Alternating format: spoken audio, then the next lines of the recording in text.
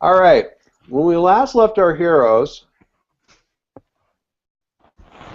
they were racing southward along the edge of the Yunlin Waste in this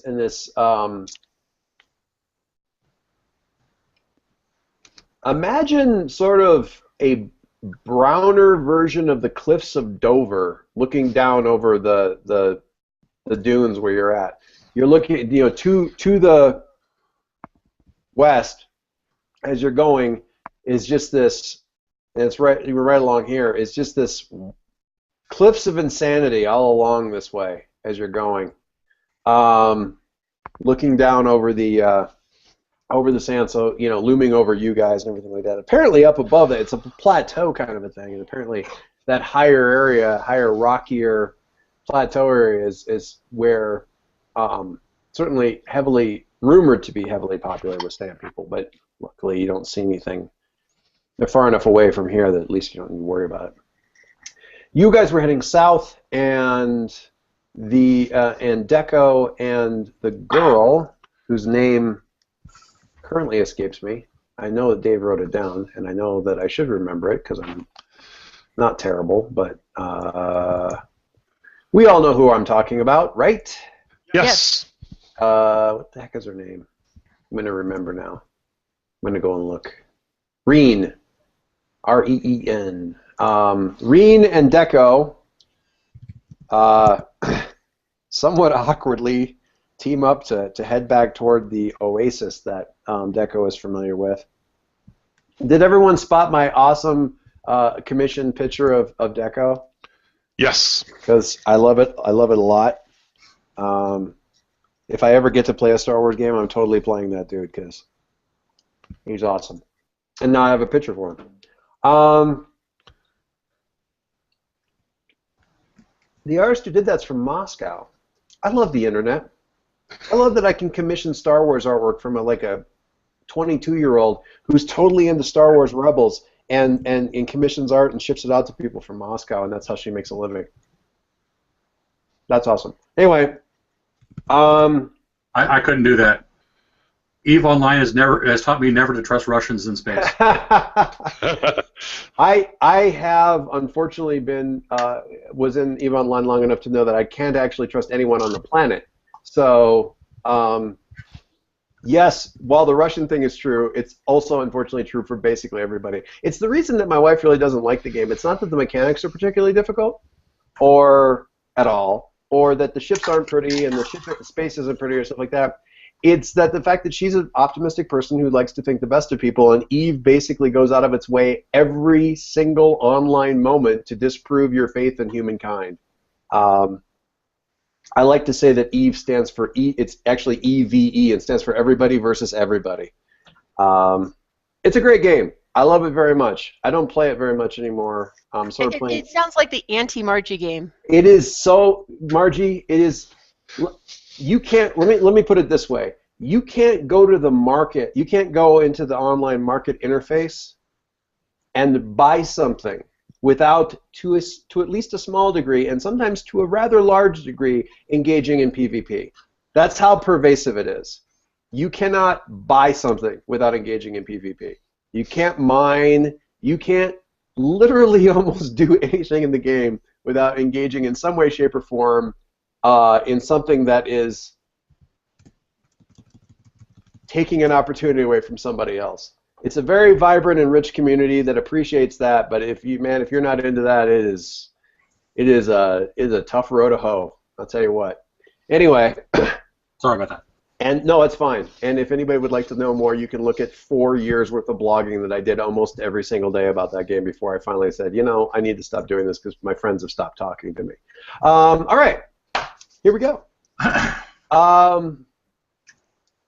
What were we talking about Russia? Oh, sorry. So we head south, and we wheeled around past what looked like the remains of a couple of speeders that had bounty hunters in them that was still kind of smoking, and possibly one still moving person. You kind of wheeled past them and kept going.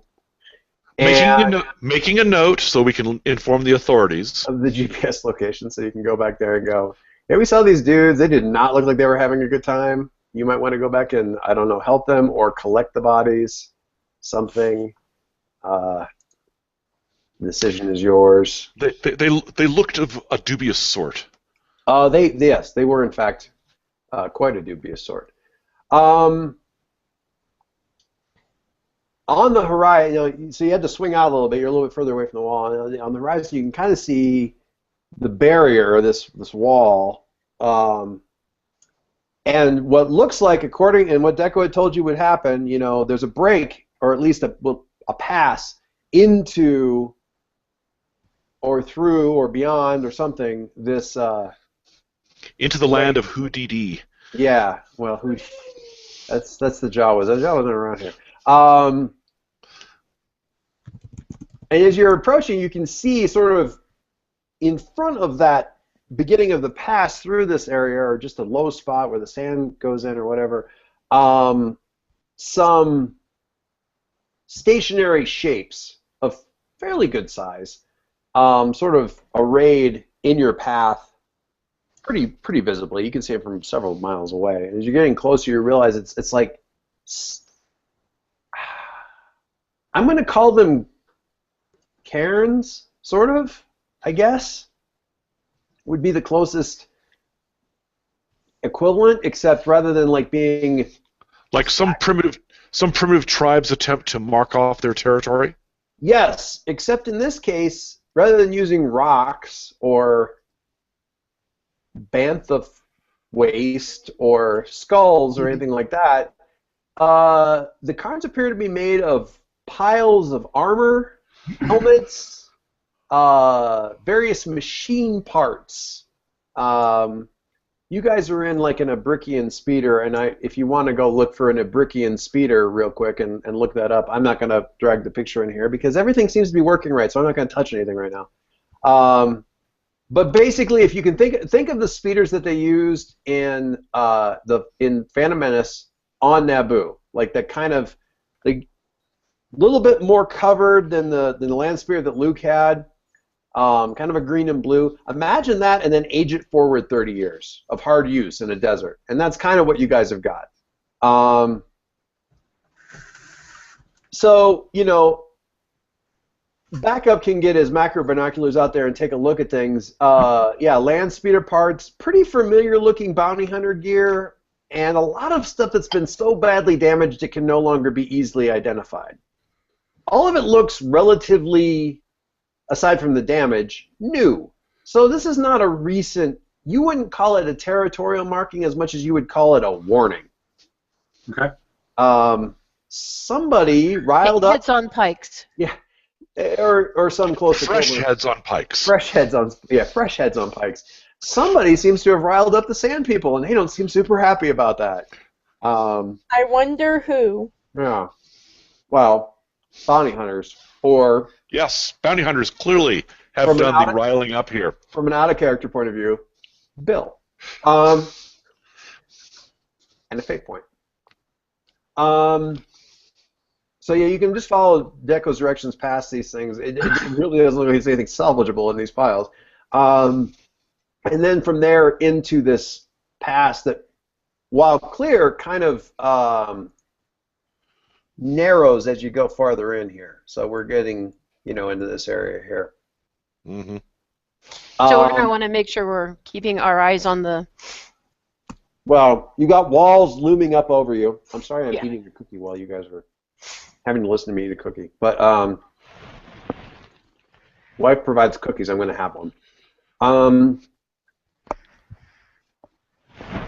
So yeah, the walls are kind of, it's not as high in this area, but it's still a good 40 or 50 feet up. Ragged, craggy walls, uneven, a lot of little nooks and crannies to keep your eyes on. It's tense making, certainly. What do you guys do? I mean, you guys doing anything particular in here, or the basic instruction that Deco said was you get in here and then you're going to come to an old settlement that's been abandoned for a long time. And if the settlement information that I had, and I was here like quite a while ago, the guy who moved out here moved into sort of a small fort that was on the rise overlooking this old settlement. But it's a ways in, And it was called Tuscan Fort for a while, for a reason, because it was sort of like the settlement's going to be. This is going to be our stronghold, our beachhead against the Tuscan, raiders. And that didn't work out so well. So who knows if there's anybody here, but that's the general idea. Is you got to get through this area here to kind of get there. Any particular prep or anything you guys are doing? Fireball coming online. Fireball. Man, it's been a while. For secret doors. It's been a while since I heard that, Marjorie. What can Deco tell us about typical sand people tactics? Well, Deco's not here, but I mean, This conversation happened at some point, though. They tend, yeah, absolutely. They don't really go in for traps. I mean, you don't have to worry about like them having dug out a big pit for the speeder to drop into. They like slug throwers, and lots of them. They tend to ride in a single file to hide their numbers. Yeah. Okay. It seems like a very good. Or bad, depending on how you look at it, ambush place. Kind of this whole area here. It's not very great. This feeling, yeah, like anytime you have high cliff walls, like I think narrowing down. What you're not seeing is any activity on the cliff walls, which is interesting. But as you're pretty, kind of like, oh God, what's happening? What's going to happen? Just show that there is. You're kind of almost relieved when you hear this, and you're a good 10, 15 minutes into the passage as you're going. This thunderous rumble coming from up ahead. You think it was an avalanche, except it seems to continue, and it doesn't sound. It's certainly pushing a wall of dust in, because you can see like sort of a wall of dust approaching through the pass as you're proceeding, but. A stampede? Yes, it seems to be a bantha stampede that has been directed straight down the canyon. I'm so glad you came. Poodoo. Oh, poodoo. Yeah, there is a bantha stampede basically coming straight down the canyon at you guys. Is that from the riled up sand people aspect? It does sort of continue to flow from the riled up sand. There are benefits and downside to that aspect, activated or not. This would be the downside, I think. What do you do? I mean, you could theoretically try to drive through this mess, get to the side maybe, and get up on the walls or something. Is there a convenient boulder to hover above? Do any of you have beast mastery? No. The land spear is not going to do much. I mean, no, but I've got ferrets down my pants. Are there two lions? TMI. The nooks and crannies in the wall really aren't big enough to like pull a land speeder into. You could try, but there'd still be some sticking out quite a bit in some cases. Do we have any high explosives with us?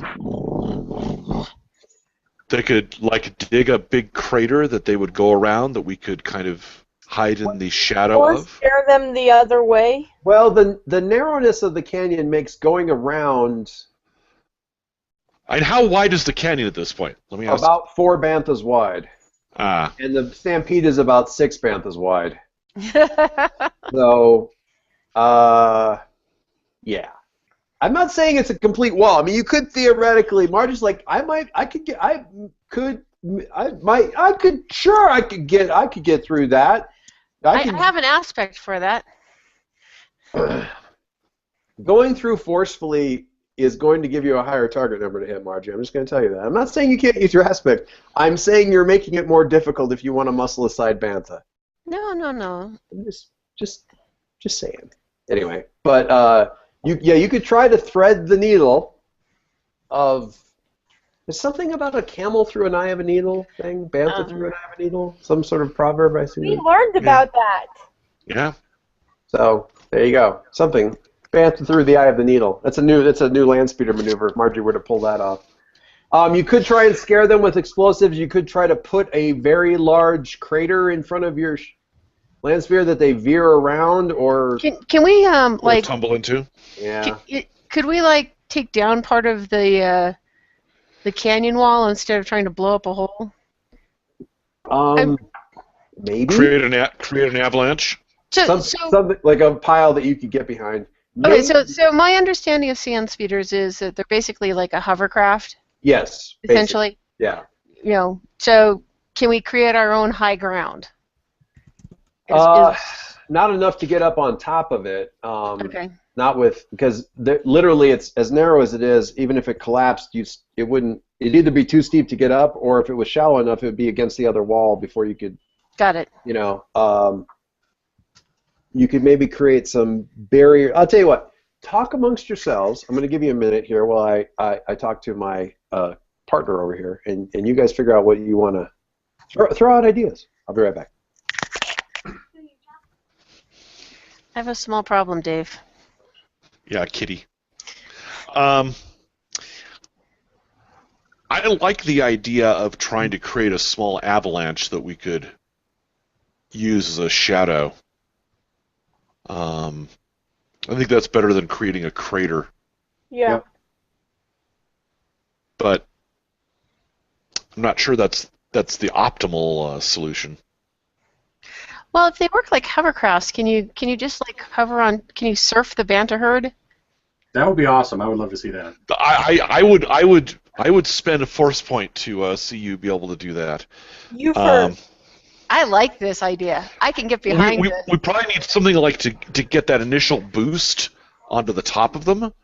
An explosion blast to push us But- up. Make a but ramp. But then I some. I But then almost some. want a version where this, with the sensible plan is what fails, which is explosives. The explosion knocks us up, and Akon is forced to do this other thing.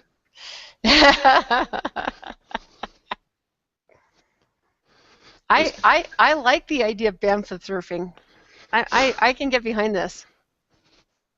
All right. You know, I will be right back. I've been involved in worse ideas.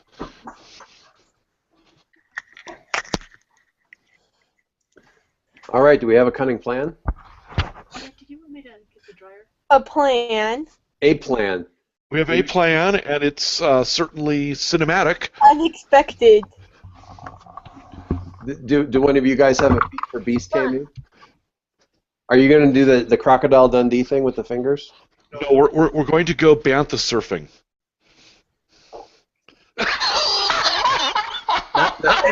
Not when I'm drinking. He was in the middle of drinking his soda and almost lost it all over the screen. That feels good right there. Live. Are you going? The idea is if we can get some sort of boost up to get on top of the bantha herd with our sand speeder, we can basically just hover over them as they pass underneath us.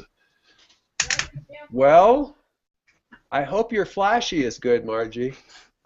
Oh my God. Margie has stepped away from the. Okay, I hope From the- Margie's flashy is good.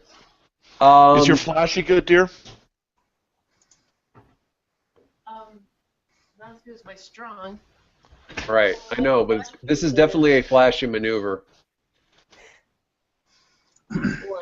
Bring the force points. Bring the force points. You're gonna need them. Your flashy's a 3. No, my flashy's a 1. My forceful's a 3. Right. This is unfortunately, but I think entirely fairly and accurately a flashy maneuver. Can any of us assist? You can certainly roll to assist, or you could create advantages that you think may be able to help. For example, using An explosive to create a little ramp that would help us. or taking out, like, say, one of the lead banthas or something like that, so you could use the body as a ramp. That might I like that. work. Yes. That might work. The front bantha, by the way, has a bounty hunter body tied to its forehead between its horns, and it's just Sweet. dangling like. So I'm picturing the sand people going, bounty hunters, we don't need their scum. Yeah, They're the lowest of the low. exactly. They're in case there was Scum any and villainy. in case there was any doubt why this stampede exists, that guy, that poor bastard on the head of this thing, has erased all doubt. Okay. So then, I think it would certainly be a flashy shot to try to take down this bantha just right.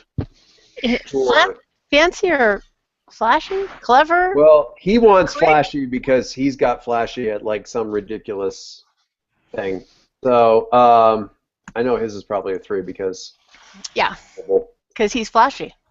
he's flashy. He is a flashy fella. Flashy, whoa, hero of the universe. What? Why? That was just bad, dear. Kind of like that, except he's dead, Bill. Yes, it's like Mad Max in Fury Road. Fine movie, everyone should see it. But more dead. More like actually the body strapped to the front of Serenity in Yes. Serenity. Actually, yeah, kind of like. Okay, so Dave, why don't you give me a flashy roll? I would love to give you a And flashy roll. I will oppose that with my bantha-ness, which I have in some abundance. I'm good at being a tough to kill. So I managed to roll a whole series of zeros, so I'm at 3. Which is still a 3. It is a 3. I got a Can 1. Okay. Do we want to put that farther over the top? Well, I'm doing it to create an advantage. Yeah, he's doing this you. to hand off to you. So Okay. this will give you the creative advantage, Dave. If you want a double invoke on it to give Margie possibly 2 +2s, you could throw a force point at it, or force point. You throw a fate point at it, force point, fate point, whatever, at it, and that would get you 4 up, which would be enough for a significant. Or why is it out of my head now? I must Make say, it, So the successful style. Thank you. Yeah, the economics are such that you probably don't want to spend a fate point on this. Yeah. Mere success is good enough. Yeah, because the only thing it would really do is give Margie 2 invokes that she could kind of stack up. But Which may not even be needed because Right. she may just, Yeah. absolutely ace the roll. She could.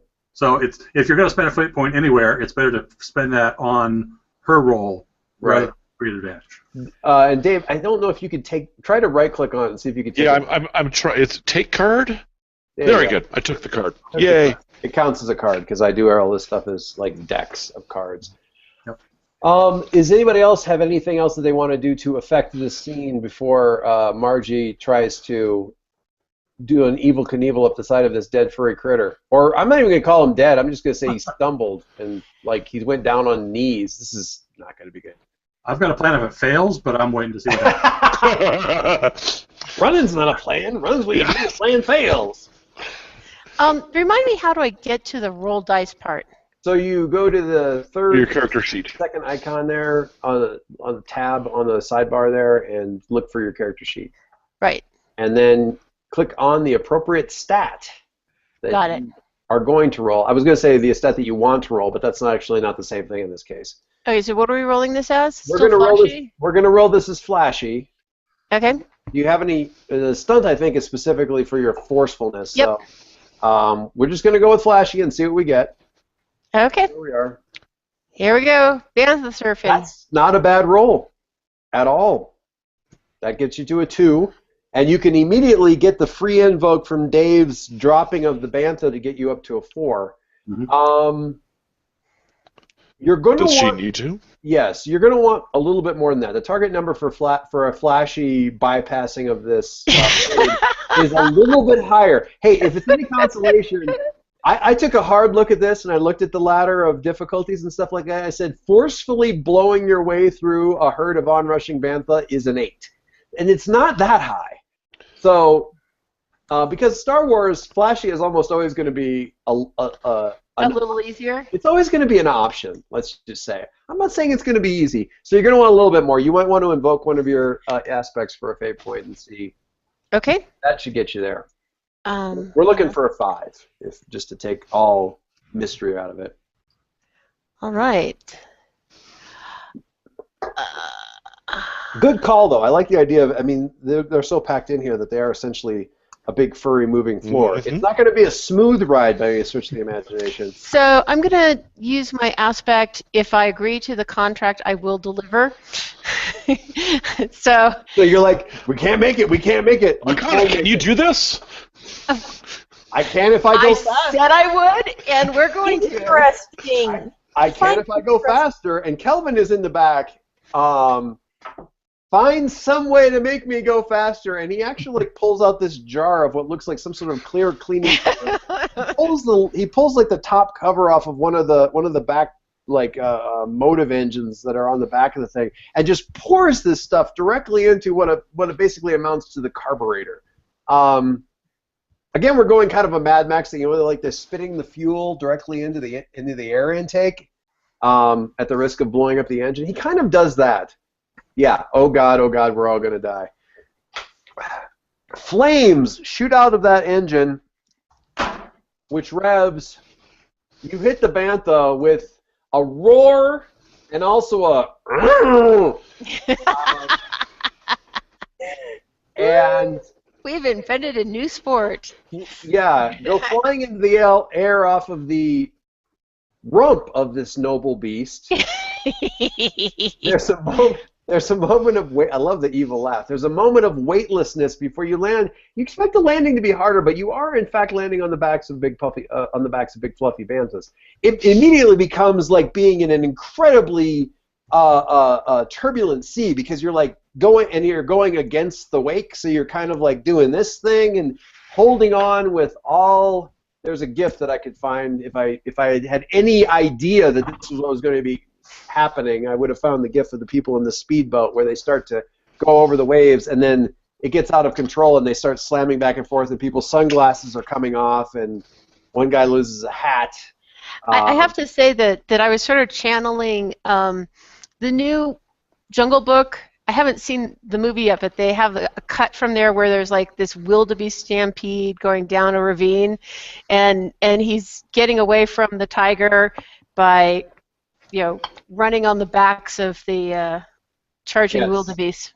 Yeah, that's where I was going.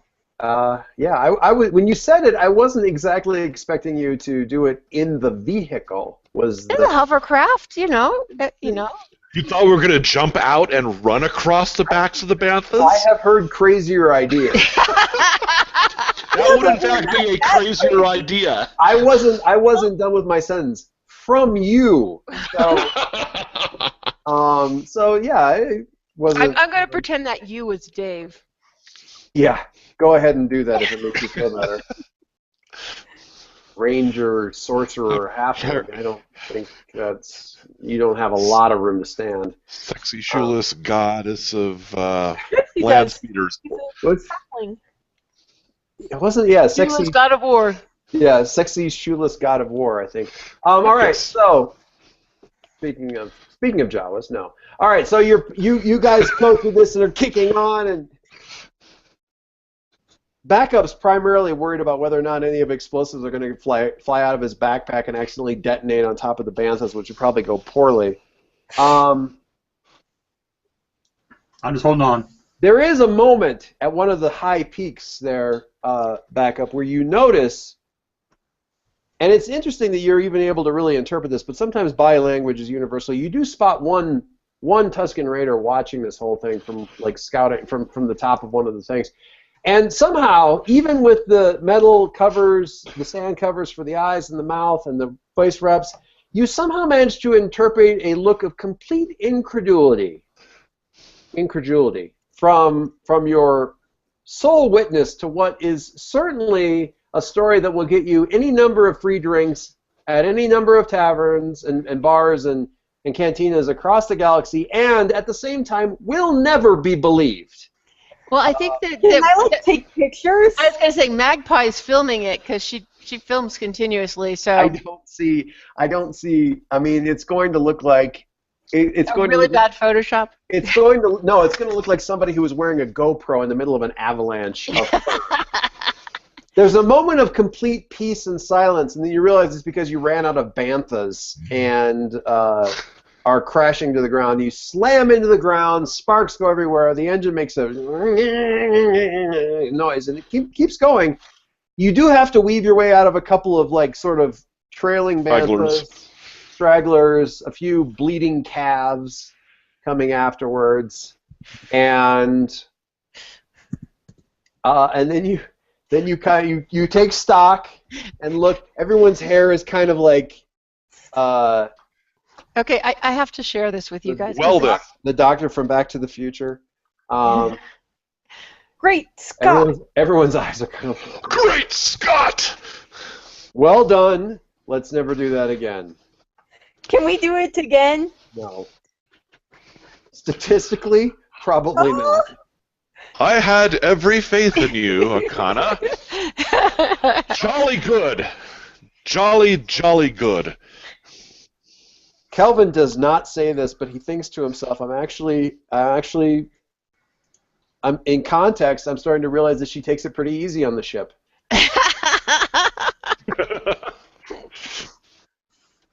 Because it could be so much worse. It was kind of that flying into the asteroid field kind of a thing. Never tell me the odds. The odds of surviving a furry asteroid field are approximately. Okay. So. Perhaps we have impressed and cowed them, and they will let us go on our way. That would be. He said That optimistically. was very optimistically. That would be lovely if that were to happen. In so much as and unbelievable, almost to the point of the no. All right. Excuse me. So you do proceed further in. Back up. You're almost certain at this point that you're being shadowed. There's no overt action, but you are definitely being shadowed up along the tops. You get catches. You catch movement. Sometimes it's a shadow on the far wall from movement on this wall kind of thing, or vice versa. Sometimes you actually spot a disappearing robe here and there, and you're pretty sure it's not a grandpa in Jawa costume. Okay. And easy enough to point out to people. And other people can spot it somewhat after when backup does, but it does happen. They're definitely around, and they're probably not done with you yet. Okay. The walls are lowering somewhat, coming down, so you're pretty sure you're coming out into some kind of area, and they're probably about, I'm going to say, 7 to 10 meters up when you kind of come into a slightly broader space, and you've got no more coy sand people. Okay? You've got a lot of sand people. It looks like maybe 20 up on the wall. Some of them, probably about half of them with slug thrower rifles, half of them with gaffy sticks. So I'm going to make sure we are buttoned down except for maybe one way out of here if we can. Anyone who can be undercover should be? Oh, yeah. Get tucked in as much as you can. There's a big windscreen. There isn't a ton of cover in these things, especially from the angle these guys have. They don't immediately attack. One of them raises his gaffy stick and goes, "Rah!" and then shouts. I yell back at him. Something in. I would like to make a point. Yes? What's that? I was looking through some of the New Hope quotes, and I came across one that caught my eye. Really? Yeah. I'm immediately curious. Go ahead. Oh, wait. It was... Did you just put it in chat? I No. did. Okay. It was... Luke and Obi-Wan are talking, and Obi-Wan makes a comment saying, "And these blaster points, too accurate for sand people. Only Imperial stormtroopers are so precise." Hmm. One can infer then that Yes. sand people are not very good shots. No, they're just not very organized shots. They don't focus on certain areas. It's an interesting point because everyone makes jokes about stormtroopers not being able to hit a bloody thing. However, and this is something I had never really thought about before, in every case in the first 3 movies where the stormtroopers really can't hit a bloody thing, it's because they've been ordered to let people go. Like they're under, like when they're trying to escape the Death Star and they just can't seem to hit, they're actually ordered to let them go. I mean, that's why they only sent 4 TIE fighters after them. So that doesn't make them any less terrible. It doesn't make their armor any weaker, but it is interesting. So yeah, that's an interesting, hopeful quote, Catherine. I hope that it works out for you. Anyway, so they do call a halt, and Margie or Akana yells back at them. And they do pause. They seem to be. It's a bit of a standoff. They're not immediately attacking. Possible they're impressed with your It's possible they're impressed with your driving. It was flashy. It's possible they don't. Perhaps they will worship us as gods. No, they might have some edict against killing the terminally insane. Like the village idiot, you just leave them alone. You don't look like bounty hunters, certainly. You're not really. What about Mark? Well, Mark, I think it's a fair. Mark, first of all, Mark is in shock. Secondly, for a number of reasons, but I think the most immediate one, it would be the Bantha situation. But Mark, I think it's fair to say, Mark doesn't look like a bounty hunter, even though Mark actually is a bounty hunter. A very amateur bounty hunter. He fails to pass the bounty hunter muster in a number of different ways. Is it always like this? Anyway, Mr. Calvin. Yes, it is. Anyway, so what do you do with this standoff with these angry Tuskens? Oh, I'm going to leave this all to Dave. Are they like in our path? Yes. Or are they to either side watching us? There seem to be some that are ready to jump into the fray, so to speak, down below. There's like in the middle. There's like a very large rock in the center of the pass. And there's actually like a couple Tuskens on there. The one who's doing a shouting and the stopping is right there. They've got a ton of firepower. Pointed down at you, plus the guys who are going to like leap into melee. So, yeah, they could definitely interfere with your ability to move on in a very painful fashion. But they're not immediately attacking. So you have a window here to do something. Engage them in conversation. Diplomacy. That doesn't actually mean thermal detonator diplomacy. Yes. How far away are they? I assume we have slowed to avoid running them over. Well, yeah, I'm seeing kind of pull up to a bit of a stop here to kind of just figure out what's going on, because any movement forward is probably going to be seen as an aggressive thing. Call it 20 meters to the guy in the middle, and probably they're all along the walls, starting from about 5 meters ahead to the rest, like another 15 meters down along the walls there. So it's a good, and it's probably 20 meters across. So it's a 20 by 20 by 20 foot room, 20 meter room. Not exactly. I attack the darkness. Don't attack the darkness. There is no darkness. It's Tatooine. It's a 3 banta by 4 banta.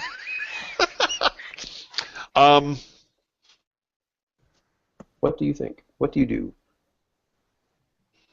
I'm basically in the, like, you want some of this pose, but I'm going to defer to Is our diplomat to say something. I'm trying to remember the kind of land speeder that you're talking about from what we're doing, and I believe and is it actually is it enclosed or is it? It's not fully. It's not fully enclosed. I will find. Well, just tell me what it is. I'll look it up. Look for like Ubrickian, Ubrikkan.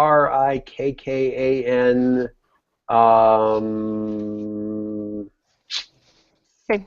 Damned if I can find it. I can't remember the name Got of it. the. It's like green and blue. Yeah. Oh, here we go. I got a picture. I do have a picture. I don't even have to go anywhere for it. Oh, not very big. Hang on. There we go. Look at the map. I'll even share my... Okay, so yes, when they throw rocks at us, they'll hit. Got it. Yeah. It's not the... It's not an armored transport by any stretch of the imagination, and Calvin is like, I told you we could have gotten one, but no. So, especially for Mark, because Mark's kind of just sitting back there in the middle, like kind of between the... Glad that he's in the middle. Yeah, Then he has- kind of in the middle in the intake, on the intakes there. Don't accelerate too fast. Errol stands up. Without his, he doesn't have his gun pulled like he does in the pose. Holds open his hand and says, "Greetings." As one does. In a broken and screechy basic, the leader asserts their dominance. I don't want to scream right now.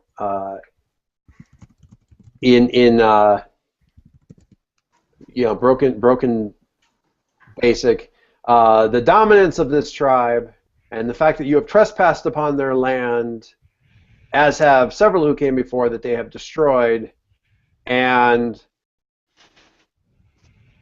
they will see no, the people will see no further encroachment on their land, even by the mighty crazed, the mighty sun crazed, I think, without sacrifice being made to the people. Suitable, sacrifice isn't quite the right word. I have an idea. Reparation. I have an idea. Yes? We do have our nice, lovely portable moisture evaporator.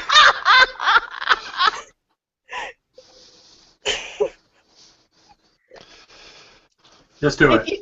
If you put a moisture evaporator on the mantelpiece in scene 1. Oh, great sand people, we wish no trespass. And you're kind of like turning around and looking at the rest of the guys like, what are we gonna, and without any kind of explanation or preamble, Alir just slaps a portable moisture evaporator into your hands. But we bring you this gift, which will draw water from the air for your people and their continued prosperity.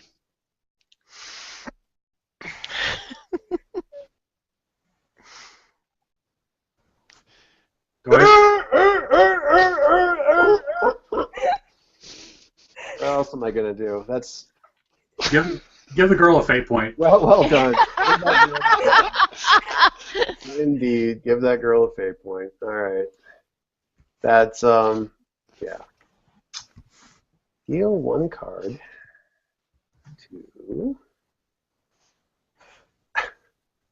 That's outstanding. Is what that is. Yeah. There we go. Catherine has a fate point. Good grief. All right. They send one of their lesser people forward to take the thing, and they examine it and peer at it and shake Sniff it and lick yes, it, and it yes, seems to be the hit of the party. Yeah, interesting thing. They don't wear the rags wrapped around their heads and stuff like that for like sun protection or anything like that. It is actually a cultural what do I want to say? Taboo? No, it's oh good grief. Use your words, Joyce. Yeah, it's late in the day and I've been dealing with a 2-year-old trying to play mouse guard. Propriety. Quite well. Propriety. They consider it indiscreet to show skin of any kind, so they wrap themselves head to toe. The ultimate burqa. Indeed, yeah, super burqa. Anyway. And now Alira will forever be known as Alira the Generous, bringer of water. You may pass. Friend to the crazy one. You may pass through the lands of the people for a day and a night, and then we will have your skins. But until then, go with the blessing of the Bantha, and so on and so forth. And they let you go. They do not shoot you. And I wrote up a bunch of stats for no reason. Never mind. You know we enjoyed demolishing. I have no complaints because I tried so hard to get you guys to buy that stupid light thing. To have you actually make some use out of it is both gratifying and disappointing at the same time. Okay. All right. So you continue forward.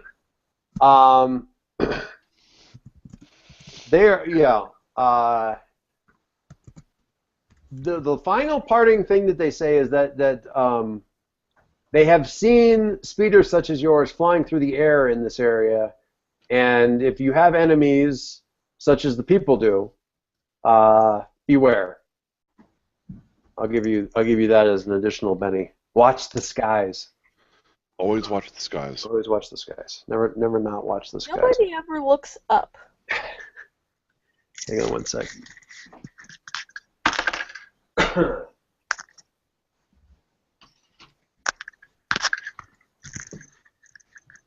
All right. So proceeding, as I said, the sides come down lower, and you kind of come out into an open kind of valley. It's not that generates an image of something a little bit broader than it really is, but an open space certainly.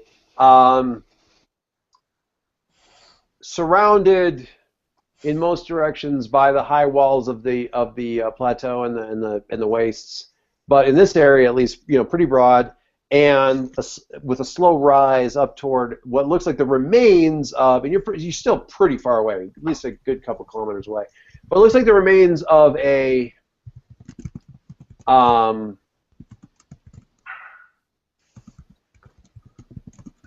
pulling up the wrong thing here. Imperial Star Destroyer.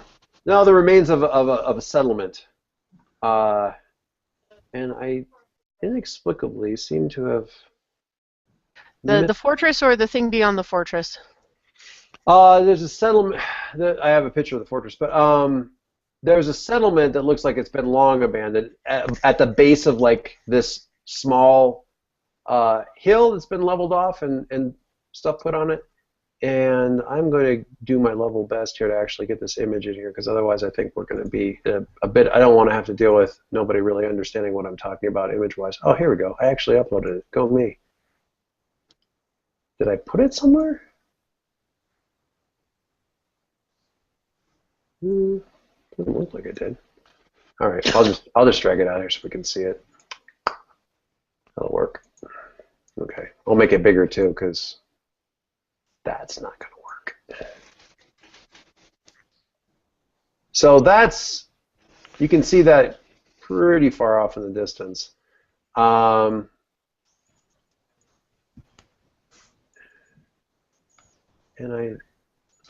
when you say remains, is it more decrepit looking than what we're seeing here, or is there smoke billowing out? More, far more. This actually looks. This is up above and kind of on a rise.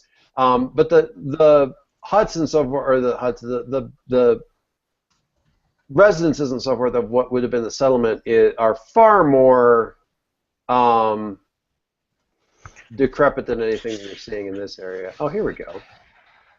So yeah, it's like a seedy old-style fortress on top of a small rise, overlooking the settlement's sort of a burnt husk. Obviously, it didn't fare well against the Tuscans, but this thing, and yeah, this is a little bit beat up, but it's still intact.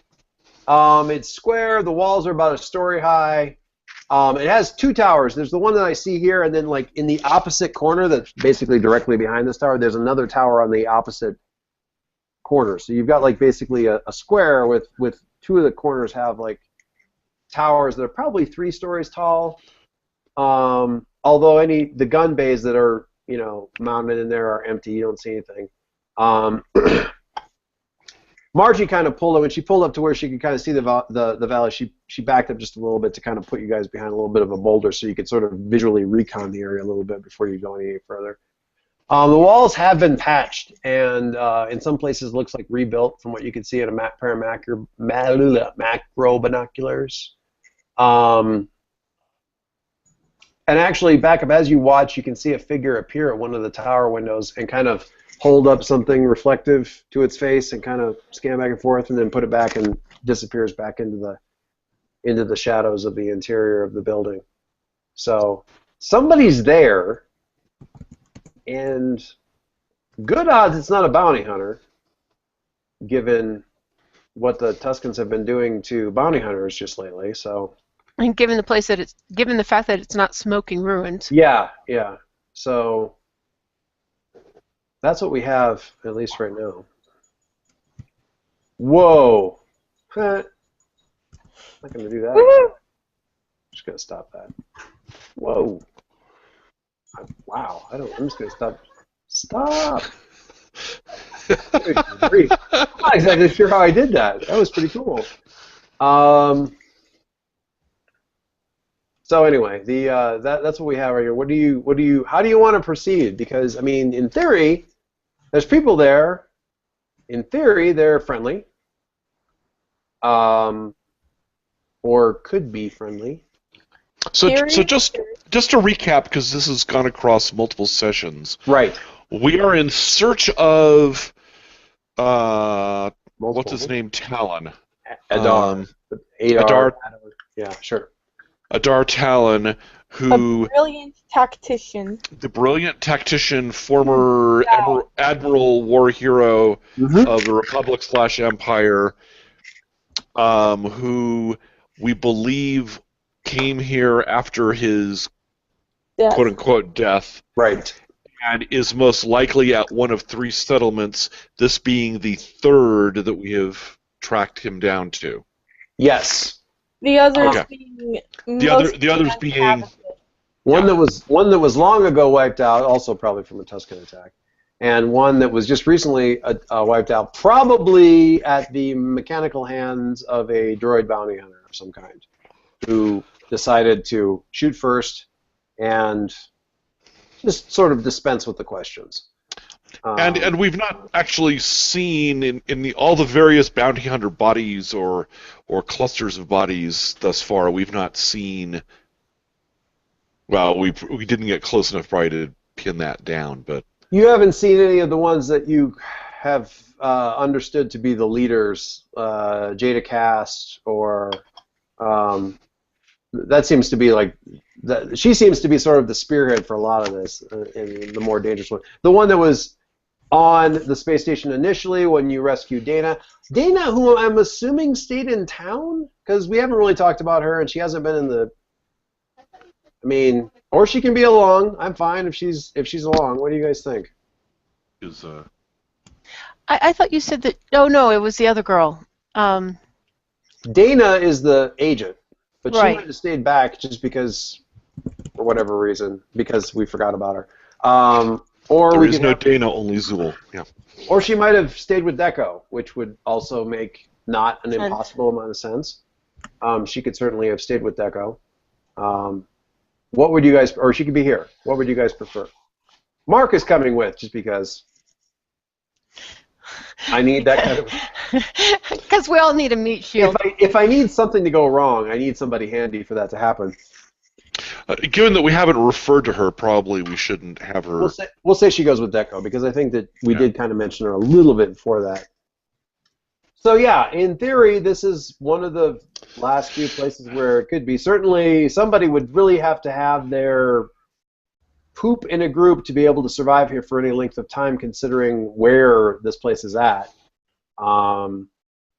So it occurs to me that either we have this siege mentality guy who's been hiding out in this fortress, who would as likely shoot people who approached as anything else, or there are bounty hunters that have preceded us who are just as likely to shoot us as we approach as, say, Admiral Tallon. Right. And we don't have a convenient peace offering. And also, yeah. No, we gave up our convenient peace offering. Right. Good job, Alear. And you may or may not. Hey! So Really? Backup, does Backup have any direct relationship to the general? No. He Not would have. Yeah. He would have heard of him, but he wouldn't have ever really interacted with him directly. The Admiralty, they flew the ships. The clones tended to interact. Their direct commanders weren't the admirals; they were the generals, the Jedis, and stuff like that. Okay. They were the ones that they tended. I mean, there were also clones that were trained to fly the fighters and stuff like that. But a lot of times they didn't man the big cruisers and stuff like that, like on the bridge and stuff. It was non-clone troops. There were less, I would say, just as a percentage, there were far fewer clones as part of the Navy than there were as far as the ground troops were. As opposed to Marines. Which were almost entirely clone troops. Okay. Barring certain weird specialists like tunneling engineers and weird things like that. Yeah, I'm just trying to decide, if the old campaigner, which of the military personnel would be the best person to send for, because it's certainly not the girls. Well, the thing is that even if the general doesn't know Backup personally, he'll recognize the face. Yes. I mean, there is that. Now, whether or not that's true, I mean, simple fact of the matter is he's going to walk in and go, oh, you're a clone. Whether or not that's That may or may not be a good thing. well, just because you're a clone doesn't mean you're not now a bounty hunter.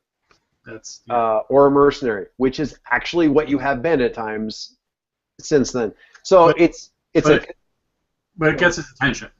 Yeah, it's a conversation starter. So yeah. For that matter,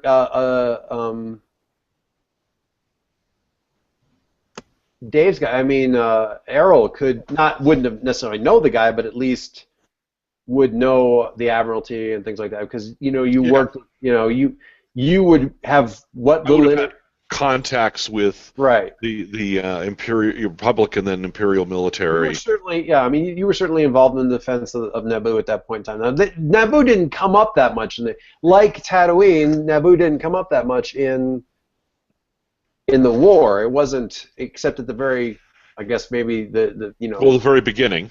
Think of it. Yeah, it's really the precursor, like 9 years previous kind of thing. It's where some of the stuff started to show up, the Geonosian droids and stuff. But the war wasn't fought there. So you wouldn't have interfaced with the Imperial fleet, or the Republic fleet, very much at that point. And you didn't leave Naboo. You were right. You were the director for all of your tender years. You were the director of defense of Naboo. So why would you be going to other places? So certainly you could have a conversation with the guy if you can just avoid getting shot walking up. That's the trick, then. Yeah. It's a question of whether or not to try to sneak up and possibly put your no stuff. sneaky. No sneaky? No sneaky. Up front, honest. Just roll up to the Above front. the board. If you start getting shot at. Maybe get up on the plateau and then shoot down from above and land in the courtyard. I feel like that wouldn't make us welcome. Yeah. You land. I know that plan. Yeah. It's a bad plan.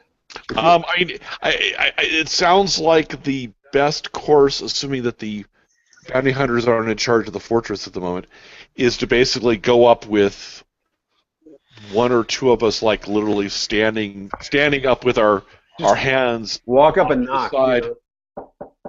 Yeah. Just to show that we're not coming forward ready to shoot at people. Right. I mean, it doesn't mean he's going to be less suspicious if he's in there, but it's certainly, I mean... we're more than willing to talk to him through the door if we need to. If that's what it takes to make him feel comfortable. Actually raises an interesting question. I mean, what sort of communications would a place like this have with the rest of the world? Are they Whatever they brought in on their own. usually Lack thereof.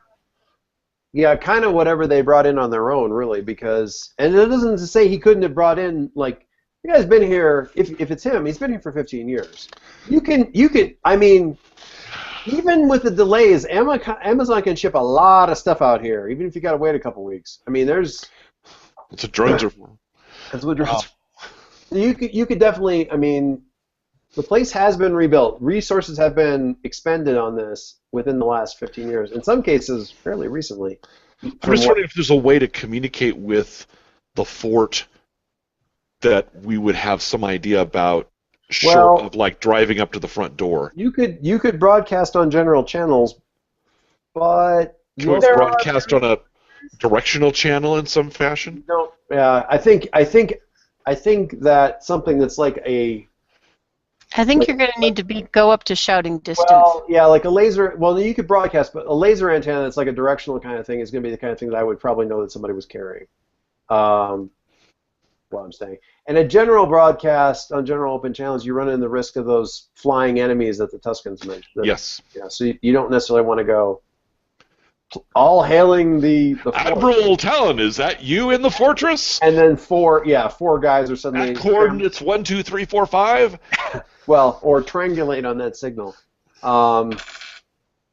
So, yeah, I mean, probably going up within shouting distance. Shouting distance is far enough away that it's not easy shooting distance. Unless you have to worry about the sniper, you're probably okay to kind of like pull up into the remnants of the burned out settlement and shout from there or something. I guess. That would be my preference. Okay. Okay. Hands out and open, you know. Right. Short, sweet message. Okay. The bounty hunters are coming for you. You come down Come with us if you want to live.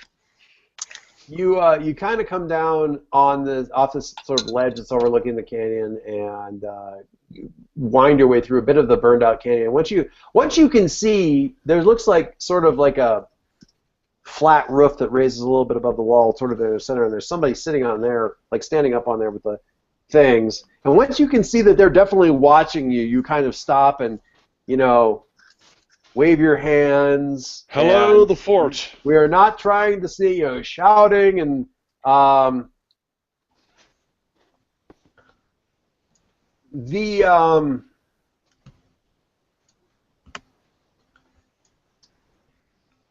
after a little bit of staring, I guess for all intents and purposes, the guy, and if you guys are watching, well, I know Backup has established that he has a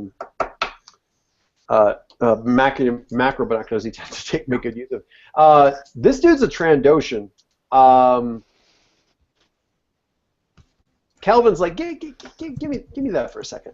And he looks, he's like, I saw that guy in the cantina. Like, he wasn't with the bounty hunters, but he was there.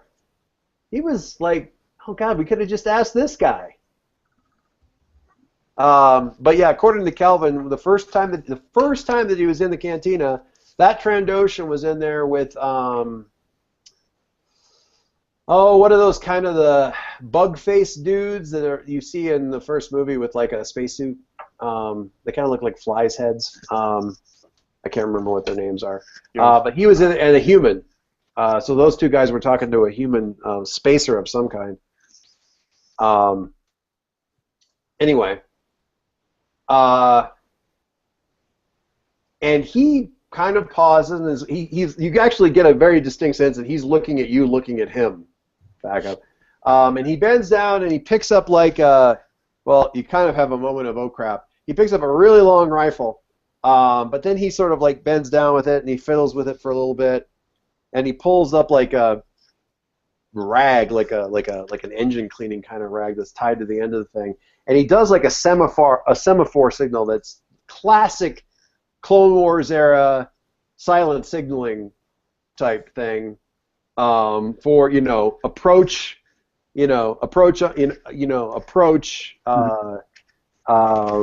unarmed, so on and so forth, approach with caution, that kind of deal. If these guys don't seem to be He's basically responding, waving you in. yeah. If other people don't seem to be getting the message, I'll relay. But yeah.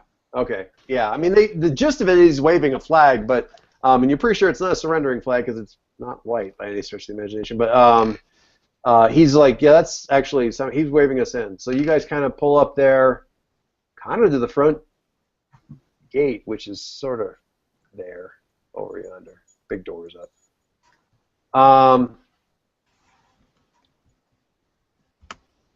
And as you're approaching, you see him kind of go down off the roof of this thing, and one would presume heading to where, to meet you guys towards the front there.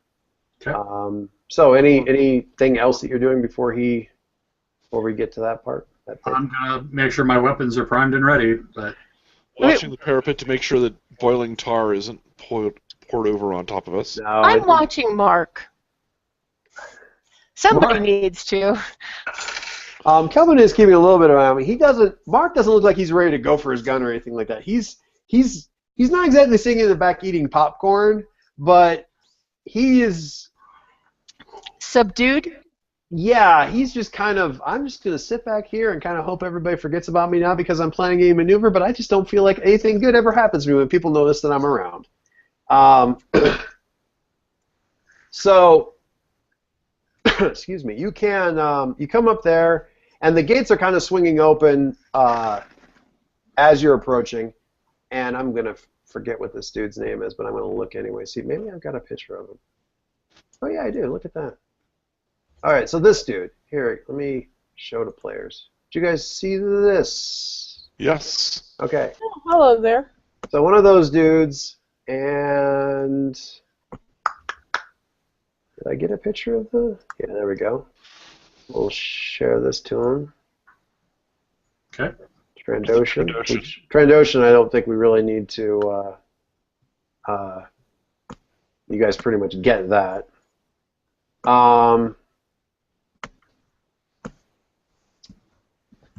And excuse me. So those two guys, and they're armed and they have guns out, and they're. Is the general human? Yeah, he is. Okay, Yeah. just checking. I just didn't want to be presumptive. No. We have research on him down in the character side under handouts. Yeah. So there's a picture there for him and all that kind of stuff down there in the handouts area. So the Trandoshan does most of the talking here because the other guy doesn't really speak basic. All right, who are you? Got the rifle kind of. We all look at Dave. The rifle's out, it's up, but it's down at the ground kind of thing. He's in guard position kind of thing. It's the I'm ready to shoot you, but I'm not going to point a weapon at you because that would be really rude. There is a and if you guys have the opportunity, do start watching The Expanse because it's fabulous. But there's I'm telling you, Dave, it's very, very good. No, I believe you completely. Were you at the thing on Sunday where I was talking about the gunfight that goes awry? No. No, there's a bit. It's not in the show. It's in one of the books where one of the characters is not a combat person at all. He's like a botanist, and because of somebody having sympathy on him, they give him a handgun because they're going into a dangerous situation. And what his experience with handguns are, he knows how to get the safety off. He knows how to cock the thing, and everything else is from movies. So they're in this kind of a standoff situation with a bunch of these people that they don't like, and he thinks they know where his daughter's at. And everyone's very tense. They interrupted a pizza party kind of a thing. And the guy's got a pistol out pointed at this woman. He's, tell me where my daughter is. And his understanding of movies is you ask the question, and they don't answer. So you cock the gun, and you ask the question again, and they tell you. He cocks the gun, and there's this sound, like really fast popcorn kind of sound, and he kind of his ears are ringing, he can't hear anything, And the woman that he was pointing a gun at is down on the ground dead. His face is gone. Everybody else is down. One of the people behind him that's on his side is like dealing with a smoking hole in his body armor, in his abdomen area. Two other guys have like apparently been shot, but they didn't get through the armor. And he's like, did my gun go? And his finger wasn't even on the trigger. It's like out over top of it, kind of thing. And he's like, what happened? And the guy who gave him the pistol in the first place, who clearly regrets the decision, looks at him and he goes, you just started a gunfight. Because in the real world, when you cock a pistol, that's commitment. They like them, kind of a deal. So yeah, as soon as he did that, everybody just lost. And because he's never been in a fight before, basically everybody rolled initiative, and they all got to act before he did. And on top of that, he had a surprise round on top of that. So yeah, anyway, it's a good bit. Anyway. So yeah, this guy is definitely not one of those people. He knows how to handle himself. He looks like a vet. He is easily old enough to have served in the Clone Wars. What do you want? Who are you? My name is Adar Tallon. Does that help you? And he's not as well known as he hoped he was. Well, no. He asked who I was, so yes. Of Naboo. What are Imperials doing out here? I give him a look. He does not respond with a laugh. We are seeking. Not get ready. Adar Tallon. Adar Tallon. What makes you think he's here? Because he wasn't in any of the other places where he thought he might be. Why are you looking for him? What does the Empire want with a dead man? Well, the Empire would love to make sure that he actually is dead. For our part, and you see the hand kind of tenses a little bit on the rifle at that, because for our part, we wish to know that he is alive and potentially enlist his help against the Empire. You're not Empire. No. And he kind of, if a Trandoshan had an eyebrow to raise, he spocks as hard as you possibly can in the direction of backup. Really? Would the Empire send kids and women out? Who knows what the Empire would do? As body shields, yeah. All right, come on, get in here. We want to close up before any of your buddies come. What did you say to those Tuskens? As he's like motioning you in there, and the other guy's kind of swinging the gate shut. And what did you say to those Tuskens? We impress them with our determination. And courage. Sun-baked insanity. Anyway, right, sure, okay. So he, inside the thing, there's a small kind of a courtyard. It's mostly everything inside the walls, mostly taken up with buildings. So there's a small courtyard. Most of it's just walkways between various buildings. There's a large central structure that's like the main house. They motion you in there and tell you where to turn and that sort of thing. You kind of come in through a really well-appointed entryway, bearing evidence of a fair amount of money spent and in pretty good taste. It's rough. I mean, you start to get, like, they left the building looking as rough as it was on the outside because it doesn't draw attention. Inside it is quite comfortable. You're pretty sure that the humidity jumps like several tens of percentage points, and the temperature drops by tens of degrees. Still not cool by any stretch of imagination. It's way cooler than outside. But all the stone tile in the main entry is polished to a shine. Tall pillars, intricate carvings. really quite charming local tapestries hung up on what were probably pretty rough-looking walls at one point in time.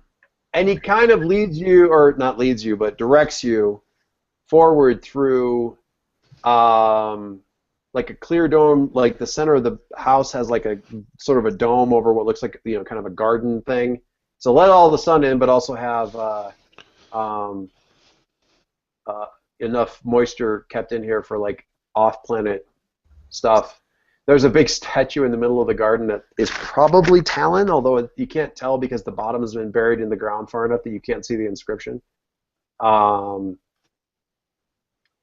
Past, you know, you can, you know, it leads you past a study, past, you know, sort of the, and what looks like a big sort of family living room. It's very homey, and not to be sexist, but a bit of a woman's touch. You're pretty sure? You're pretty sure it's not either one of these two guys, but certainly. Trandoshans are famous for their doily work. Really? Are they? Are they really? Just ask Amir there. Okay. Yeah, that's the hole in it says that's true, but the hole in it says a lot of stuff. Kind of leads you in this big. I'm not going to say solarium, but I am going to say a living room with a very broad, solarium, like opening in the roof that's been glassed over to let in some sunlight. Cozy furniture, a holo projector, a holo game table. Oh, he also let you buy a room that you're pretty sure, Alir, is a state-of-the-art server room and communication suite. No.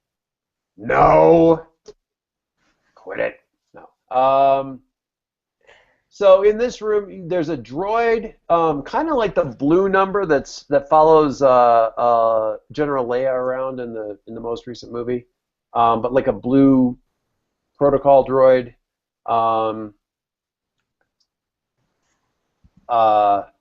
Greets you, so you know, welcome to Tuscan Fort. A very cultured female voice to it. I am LN26. Please be seated. The master will be with you presently. And would you like anything to drink? Refreshments? Something to tidy up your face? Anything of that nature? Yes, please. Maintenance? Are any of you injured? Would you need any back treatments or medical attention? No, the only one who's injured were the Bantha. So I assume that our whole crew is in here with us? Yeah. Yeah. I mean, that's the assumption. That makes sense. What about Mark? Yeah, Mark. He's staying in the back. He says something to drink, and he's like, I'm not saying anything. No, I'm not saying anything. I asked for water and some damp towels. All right. She I'm gonna say she brings those in. I have already signaled the master, she says, to the Trandoshan, and they both stay there at a distance. It's a good-sized room. Weapons ready, but certainly not threatening or anything like that. And she comes back in actually with, the door opens and she comes back in with all the things. And walking in with her is three people. First one's definitely Adar Tallon. Second guy is, we don't have a picture for the third one, but the second guy is scruffy human.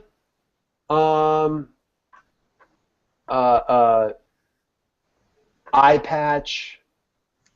This picture is actually not super accurate because he's missing a hand. He's got like a sort of a cybernetics. I want to say hook, but like a spike. Like it's got a vibroblade on it, but also like some circuitry and stuff like that in the deal. Swiss Army knife. Swiss Army, digital Swiss Army knife.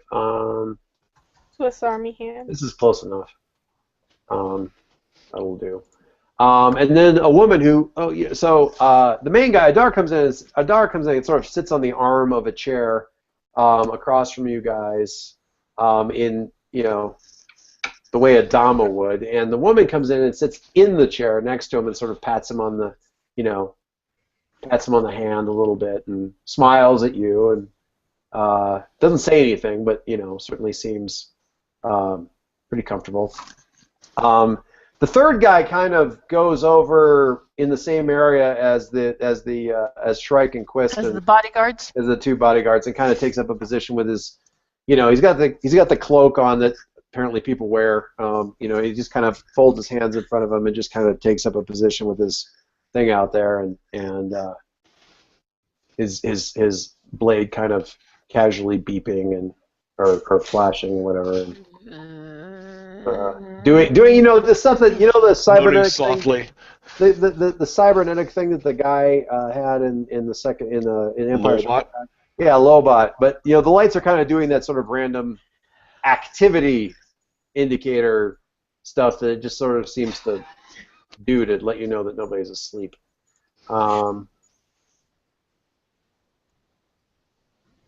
So, do you want to say the first thing? Welcome. And what does the Empire want in the middle of nowhere? First, we are not of the Empire. Indeed, we are opposed to it and its interests. Second, it is an honor to meet you, Admiral Tallon. If I were Admiral Tallon, I would certainly return that greeting. What makes you think that you found a man who's been dead for 15 years? Because I looked you up on Wikipedia. I pull up my phone and go Just kind of opens up the tablet. It's like, did you have plastic surgery to look just like this dude, but slightly older? Because you look... Okay, all right. Well, we don't need to be coy then, I suppose.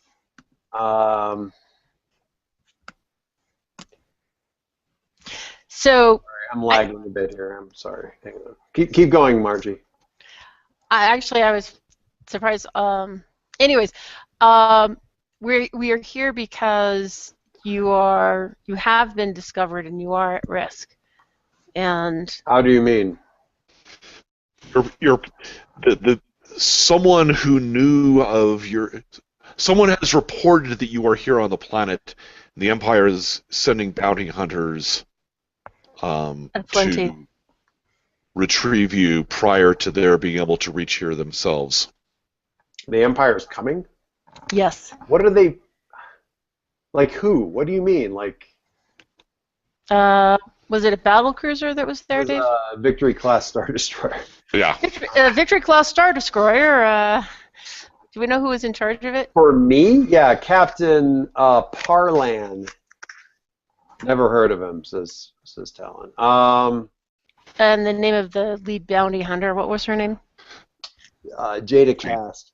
Yeah, I never heard of her either. And the transition goes, I have. Cast is here? She is on planet. That is not good news. They've already destroyed 2 other outposts of people who would potentially have been you, based on when they arrived. Obviously, we got here.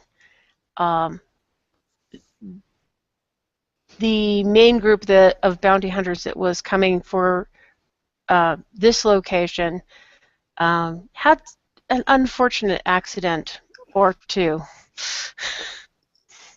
Oh, yeah. The Tuscans don't take kindly to trespassers. How did you get past the Tuscans, incidentally? We impressed them with our determination. And courage.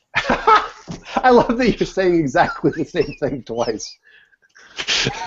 You hear the Trandoshan kind of go, oh boy. Let's just say that we impressed them with our handling of a Bantha situation. Really? Well, that would do it, I suppose. Yeah, I'll be honest. I'd heard that the word was out about me. Quist here, and he motions to the human, brought word that the Empire had gotten word of me and was coming here to, use some old signals and old channels and stuff to come here and let me know so we could decide what we were going to do.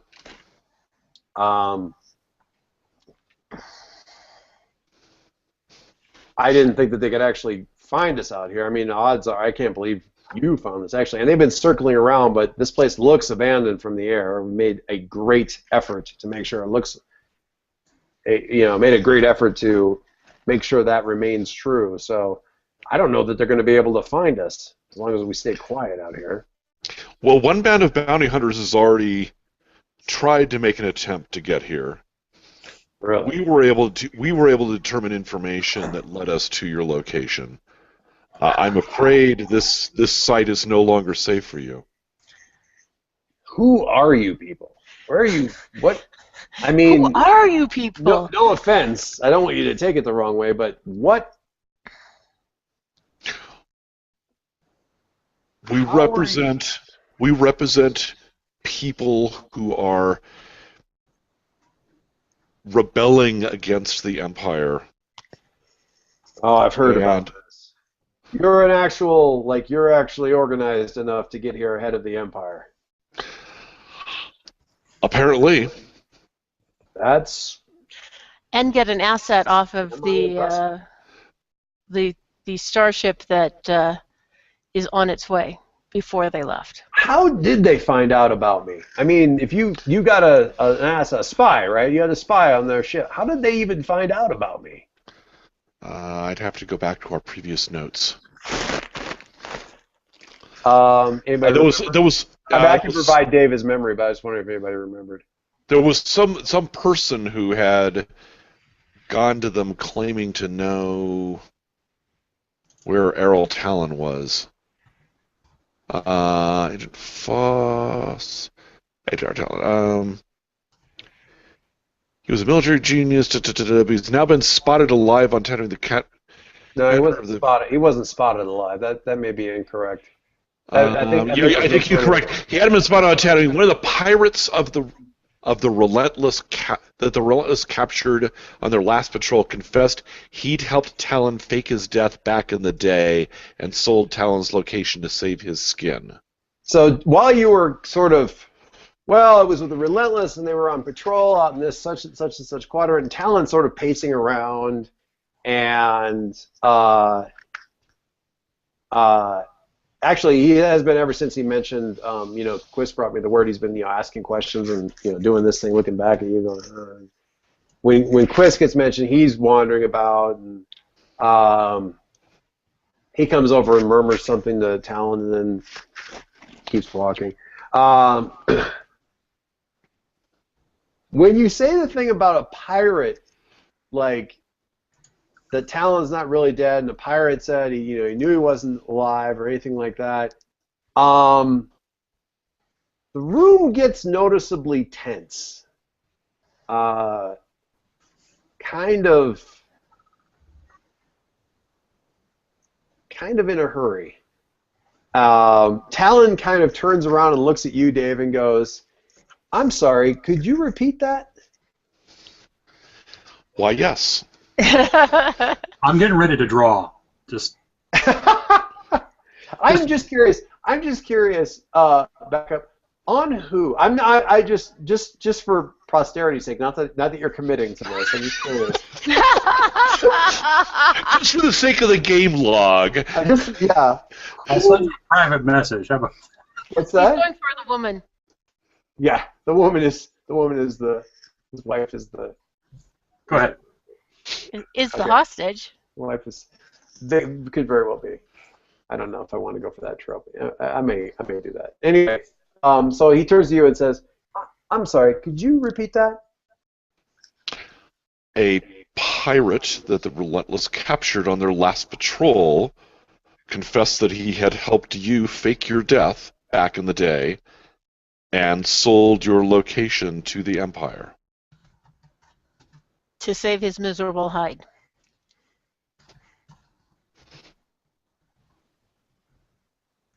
And Talon opens his mouth to say something, and Quist goes, "Well, shit," and he runs out through one of the doors with blaster fire following after him from the Trandoshan and the bug guy, and goes racing off Yeah, there you go. I'm guessing Of Quiz. course, he's a pirate. He's got a patch over his one eye. He's got a patch on one eye, and he's missing his hand with a big hook thing. It's a hook on his hand. Where's the parrot? So he goes. He kind of races off into one of the bowls over the droid. No, I couldn't. There was no way for him to grab the wife as a hostage. I'll try again later.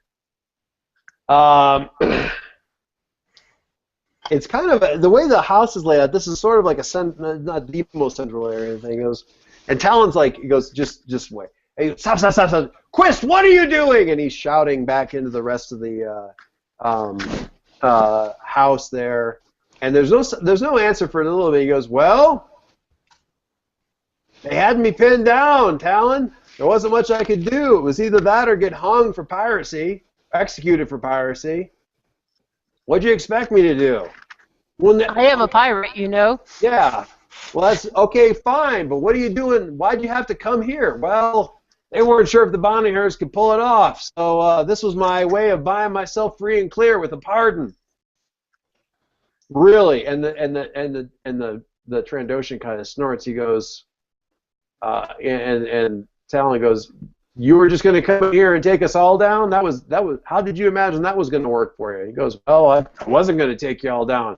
All I have to do is just make sure do anything until the signal on my arm brings in the rest of the bounty hunters. And then Talon goes, well, shit.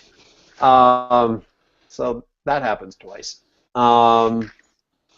And you can actually, like, almost as he says that, you can hear, like, the whine of airspeeders and so forth, like, coming in from, ladies and gentlemen, it's been very interesting having you in my home. I was wondering if you'd help me defend it from incoming blaster fire. Sounds like It fun. would be an honor. Okay, so... By the way, did we actually introduce ourselves? Does he actually even know our names? Sure. I Besides introduced Mr. myself. Talkative. Ellen got your names, and Ellen then relayed them to Talon via internal comlink before Talon got in here. She was kind of talking to him the whole time, or piping the conversation to him, one or the other. So, I look at Mark and say, you're helping, right? oh, yeah, absolutely. Whatever you need me to do. I might need a gun. I don't have one right now. Backup's got the gun. Bill, I'm just going to double check that you're there because your picture hasn't moved in a little while. Can you hear me? Yes, I can hear you just fine, so I'm not going to worry about it. Yeah, I am here. His Okay. picture's moving for us, so. Okay, It's well, just you. that's just my crappy bandwidth on the fact that everything in this house is on Wi-Fi because the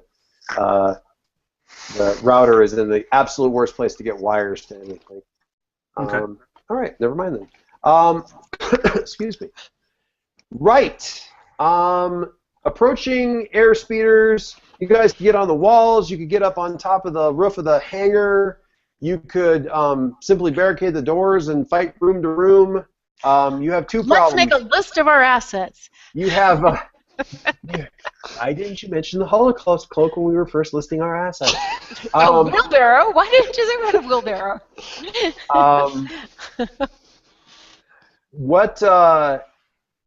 And so the two issues that you have is you've got airspeeders landing probably either immediately outside or in the courtyard or both. Doesn't sound like many. Two.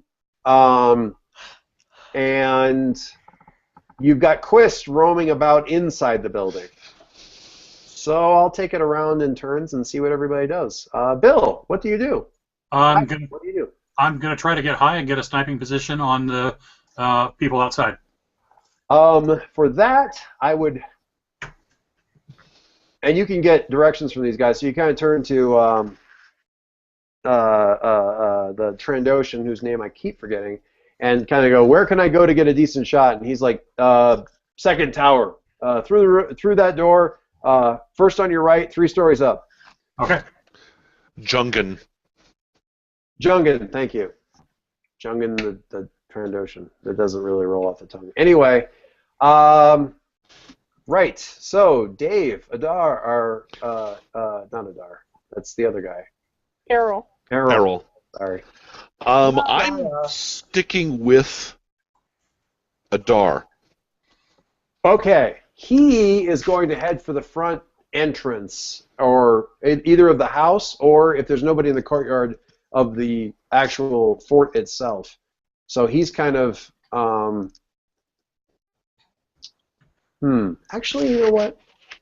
I take that back. He's going to head for the hangar building and kind of get up because he can coordinate better that way, and he's really more of a commander than anything else. He's armed and everything, obviously, but that's about it. Alir, what are you doing? You have a gun somewhere. Yeah. Oh God. Oh God, we're all going to die?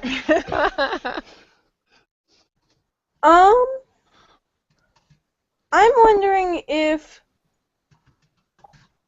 are there still kind of Imperials flying around, or Well, have they all landed? It wasn't the Imperial. It wasn't Imperials they were referring to. A couple of the bounty hunters had airspeeders.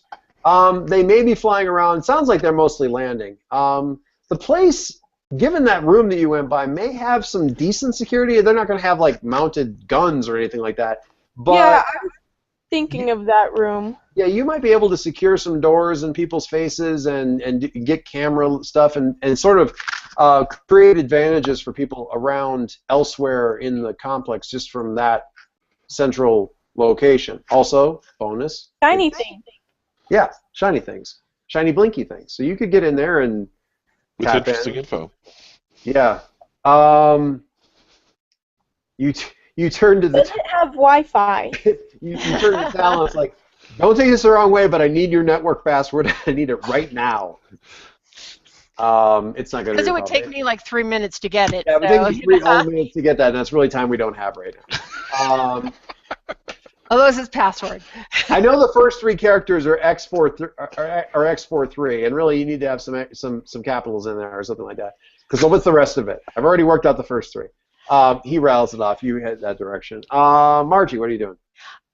Since I am so good at holding my own ship together, I figure I'm really good about finding weaknesses in other ships. Okay. So I'm going to be joining back up in trying to take care of the air support. Pick apart airspeeders. Okay, so you follow backup. So we got back. We have Akana going with backup. Mark is going to go with backup.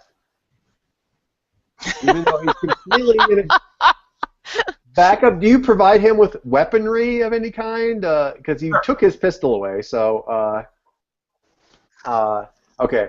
So he goes with you. You can provide covering fire if nothing else.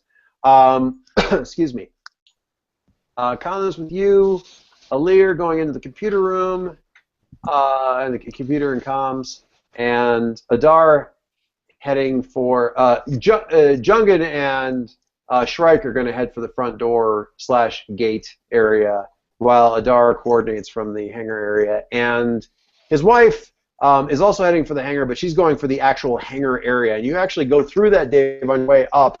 And in the hangar, you've got a pretty well-maintained airspeeder, and what looks like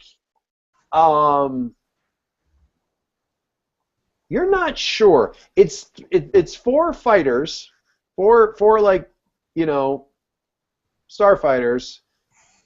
They look like Z-95 headhunters, which are, you know, 15 years out of date or whatever. And for those not familiar who aren't complete nerds like me, the Z-95 headhunter is sort of the precursor to what we would recognize quickly as the X-Wing. So basically take a Z-90, make an X-Wing shorter, take out the pod for the R2 unit or whatever, the astromech unit, make the canopy more of a bubble canopy, and the wings don't split.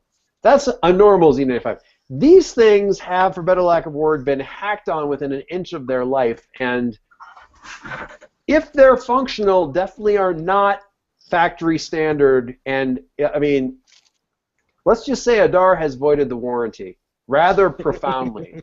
The wings have been messed with. The canopy has been messed with. It looks like he somehow managed to bolt on a hyperdrive for what up until this point in time would have been entirely short-range fighters.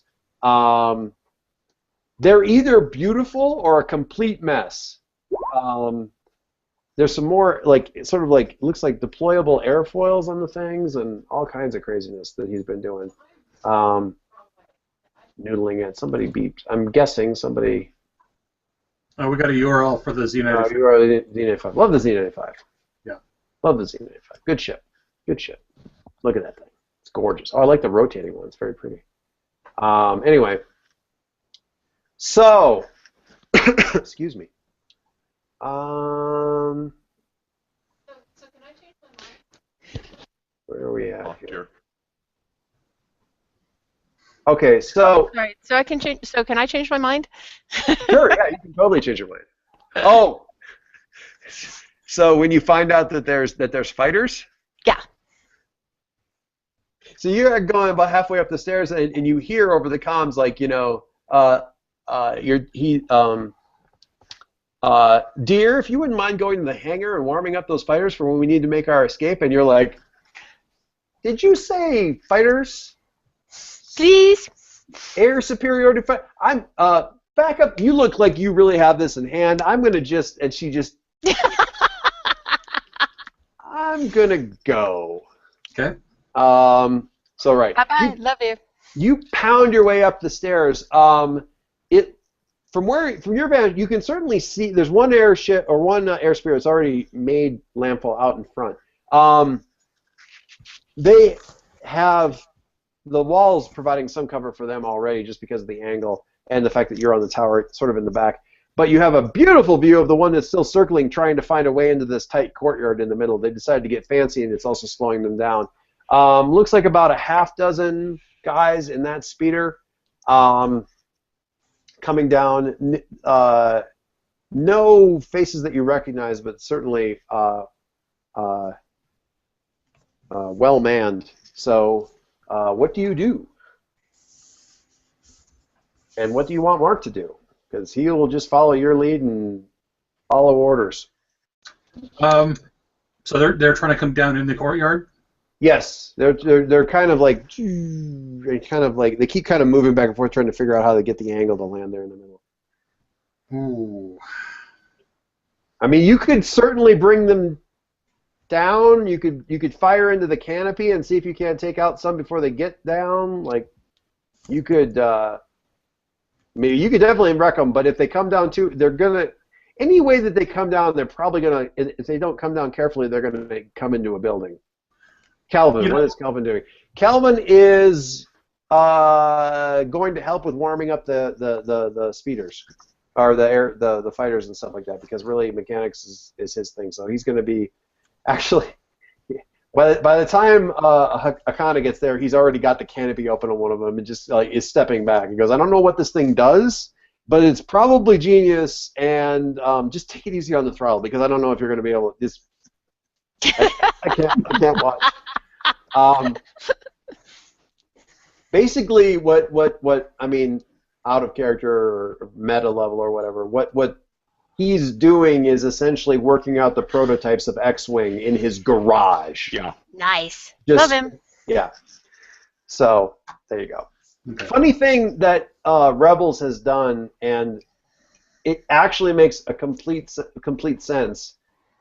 Because of what Lucas did in the Clone War, in all the prequels and stuff, they had these little, they call them the Aether Sprites, but those little wedge-shaped fighters that the Jedi were using and everything look a lot like A-Wings, which we don't see in the old movie, in the original trilogy, until the Return of the Jedi.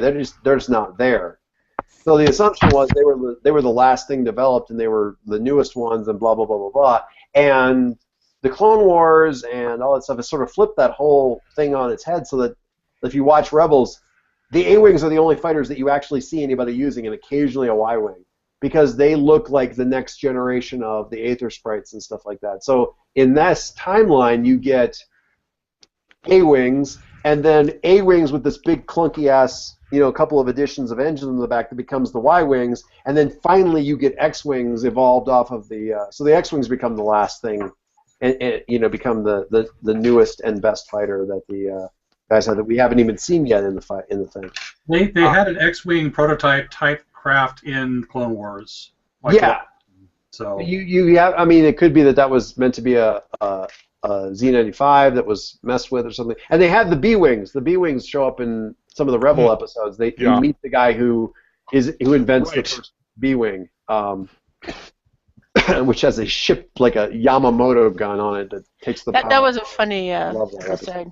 I have to say, just to continue the interruption, one of the things I'm loving about Rebels is watching the fleet grow, and each ship is its own story. Like, oh yes, they still have those 2 ships that they got in that one episode, and oh yeah, there's this fighter carrier that they picked up 3 episodes ago, and nothing is small. Every ship that comes in is a big deal. yes, and every ship lost is painful. And I appreciate that after having watched the Clone Wars, which I did, like Dave, I don't think you have, but Bill will back me up to this. Clone Wars is brutal. It is brutal. It makes me just wince for the clones because they go through material and manpower like popcorn. And I don't know that they're meant to be seen as heartless. It feels like they're kind of heartless about the whole thing because honestly, if you actually bemoaned, I mean, they die by the hundreds. And per episode, it's horrifying. They do a really good job of making you not like the wars part of Star Wars.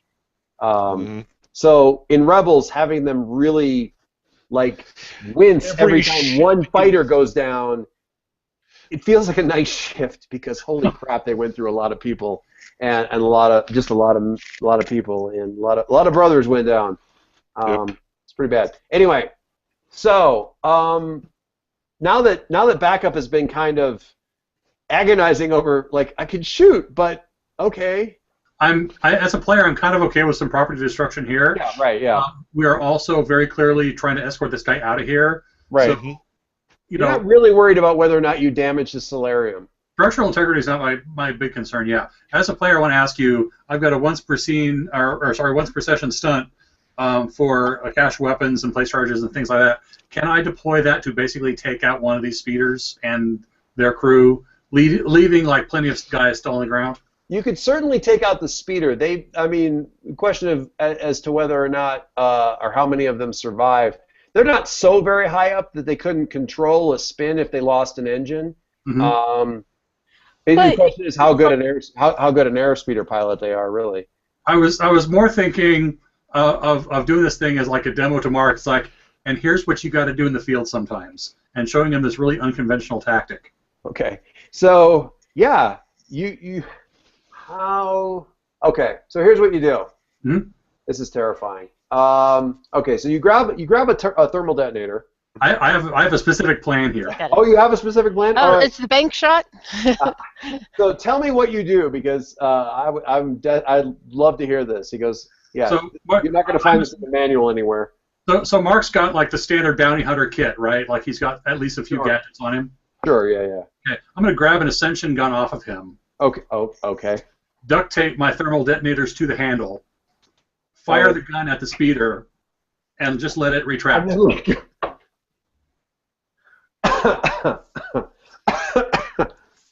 Nice. I love it. That's just. What are you doing with the what was it? But if you do that, it's just gonna blow up in your. Oh.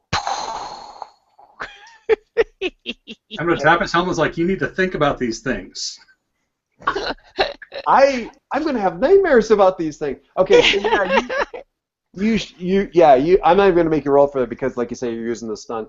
So basically, you get the side, like one of the side intakes on the thing, but just on the side outside plate. Not a critical shot by ace formation. It's actually starting to pull. You barely managed to hit the recall or the rewind button before the thing would have been jerked out of your hands anyway. Akana is running across the courtyard for the hangar as this thing is going off, like above. The camera shot's past her head and up above as it goes. The one side goes up. Yeah, it's not pretty, and it comes down. You can't even see initially how many people, but yeah, it kind of crashes into the I'm going to say the power station. There's a building there that's basically just the power generator. It doesn't it definitely damage it. It doesn't take the power out, which is good news for Catherine. Yeah. So you've got actually several explosions going off here. So Margie's going across the thing and is beating feet. The explosion goes off. Another explosion goes off to your right, Margie, as you're going, because somebody put a thermal detonator up against the front gates and just blew them straight in. Shrike and Jungen weren't right up against it, but they were pretty close. They get knocked back on their backs. You make it into the hangar, take about 2 jumps, jump onto the nose of the vehicle, and kind of like run up the front, like nose do of the thing. backflip into it. And just drop into the thing. Now your people aren't big on flying fighters. It's not to say that you never have, but they're very popular when you stop in at space stations to play the simulators for them,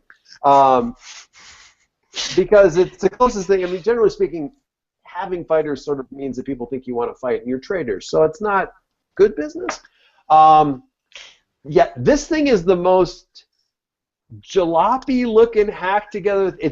It's you could totally see how it would look if it weren't a prototype. It's beautiful. It's beautiful. And horrific. It's beautiful to you the way a newborn baby is to its mother, and hideous to anybody else. You can really appreciate it, umbilical cord and all. So Calvin, you start to warm things up, and the cockpit starts to come down. It kind of sticks and goes ring, tick, tick, tick, tick, tick, tick, tick. And Calvin comes up and slaps the side of it really hard, and it pops down the rest of the way. I'm sure that won't be a problem. Don't go into space. Do not go into space. I am not I'm not assuring that this thing is airtight. Adam, don't. I'm gone. It's not. It's well, compared to your freighter, it's zippy, but it's probably not the zippiest fighter out there in the world. But it's not too bad. Good handling, nice, solid, good thing. There is at least one airspeeder that's still circling, like that's not going to last very long. You are not in an airspeeder by any stretch of the imagination. This is like a news helicopter facing off against a MiG. So it's not going to go well for him. Fun fact, and I happen to be really terrible at the game, so I use this trick more often than not. In the original computer-based X-Wing piloting game, like the flight simulator where you could fly the X-Wing, it was actually possible because the X-Wings were so flimsy, or not the X-Wings, the TIE fighters were so flimsy that you could shift your shields. Instead of having one forward and one arc forward and one arc back, you could shift them both forward or both back or whatever. And you could shift them both forward and ram TIE fighters. It would take all of your shields out, but you would take no damage and the TIE fighter would explode. I'm not saying you could pull off that trick with the airspeeder, but you might be able to. Anyway, not that you would want to. Not that that's what I mean when I say. For ideas. Okay, Catherine, what are you doing with your security stuff? The front gate just blew off of its hinges, and actually, you probably were the one that shouted, "Get down! They've got to," because you're looking out through the cameras that are on the front gate. What are they putting on the front gate? That's a XY95. That's not good. What do you do? I mean, you can't really close that gate, but you might be able to. Yeah. Or you could try to find. Are there things by the front door? Because I know they tried to keep it kind of run down looking, but they must have added in some security measures by the front. Why don't you roll me a clever, and if you get high enough to create an advantage, you tell me what's up there. I would love to roll a clever. I bet you would. That's a 3. That is certainly enough to create an advantage. So what is the advantage that you create? What do you discover that's still online near the gate? Fire suppression systems. Ooh. That's not terrible. It's not lethal by any stretch of the imagination, but creating a lot of... A big pool of foam? So there's one option on the table. What do you think, Catherine? I'm drawing the line at like turret-mounted like laser weapons because they didn't do any of that anywhere. They're more passive defenses, but yeah, and again, clever. You're using something in a non-standard way when you're clever. So,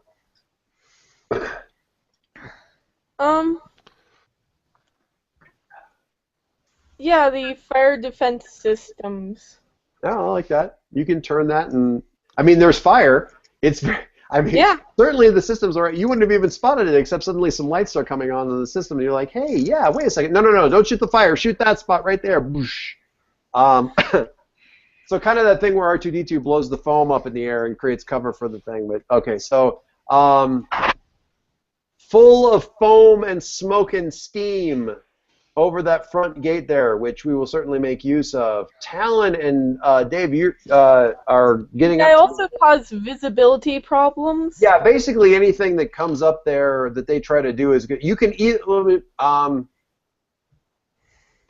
you can do one of two things. You can set it there as a free invoke for somebody else to use for defensive purposes or offensive or however they want to use it, really.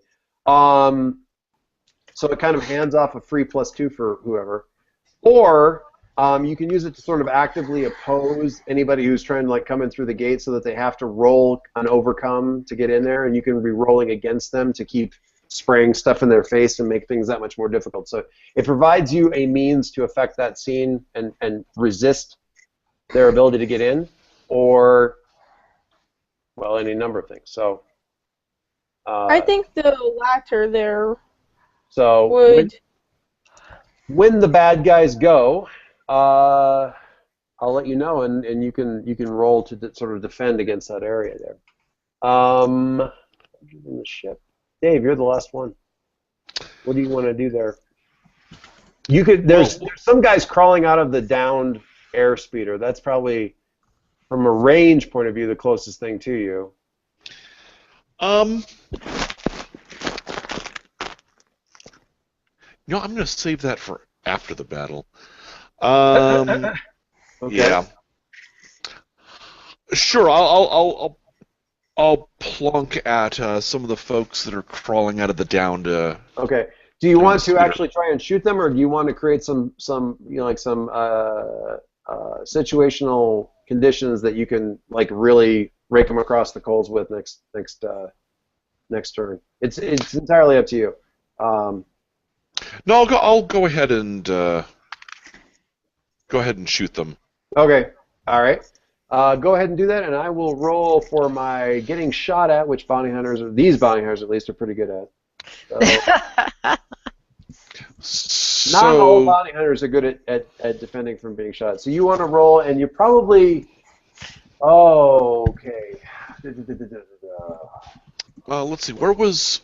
Because since I'm following. You're on the roof of the hangar. So think of first floor, like a one-story building. Pretty tall one-story building, so you're about 20 or 30 feet up on a flat roof. A helicopter pad kind of thing, for all intents and purposes, although they're not actually ships on top of it right now. So probably from that perspective, I've got fairly decent cover, so I'll say that this would be a sneaky attack. Okay, so that sounds good, because they're not going to expect this coming. That sounds just fine. So you're kind of just ducking over and doing a couple shots like that, and yep. But not well. Let me see what they do. And they're going to roll. They're defending, and I get a 2. So even if you put a if you put a fate point into it, you're tying. You can. Would he be better off doing a reroll? No. Well, let me see. What's his roll? I'm at -2 on my roll. If you're going to spend a fate point, using it on a reroll isn't like an odds-on better thing until you get 3 minuses. I have 2 minuses. Yeah. Yeah, that's just somebody did the math and figured it out, and unless you're -3 or like all 4 negatives, rerolling it's better to just give yourself a +2 because that's the difference between what you rolled and what you likely roll wouldn't be more than that. Yeah, it is useful to know, and I'm glad that I read somebody saying that, and Fred going. Actually, I take that back. It may have been Fred pointing that out. Anyway, what do you think, Dave? I mean, you don't have to do anything, honestly. I think I'll just leave it as the as bonus. is. The bonus of getting it up to a tie is that you would then get a boost. It wouldn't do any damage to the guys, but you would have it wouldn't be an aspect that lingers, but you would get like a boost floating forward that you might be able to do something with. Like they scramble for cover. Yeah, like they're scrambling for cover or whatever. Right. And then backup may be able to do something with that going forward or whatever. Whoever you hand off to. Okay. Throw a fate point at it? Mm-hmm. Okie dokie. All right. Okay, so yeah, it looks like only 3 of them are getting up out of that speeder. I've been kind of directing this. I haven't been doing. Nice job, backup. Yeah, it definitely. Okay, so I'm gonna have the bad guys do. Well, they blew up the gate. All right, Dave, just tell me who you think's gonna go next. Bad guys, good guys. Specifically, which good guy? If you're gonna have a good guy go. Let's have the bad guys go next. Okay. All right. This will be the amusing one. Margie, the airspeeder tries to run. So you don't get to shoot yet, but I am going to roll to create opposition to you catching and killing them. Oh, nice. God. So, they run into a cliff. They go stall out. The airspeeder is about like this when you open fire. So, yeah. Oh, my God. -3? Up the kill shot.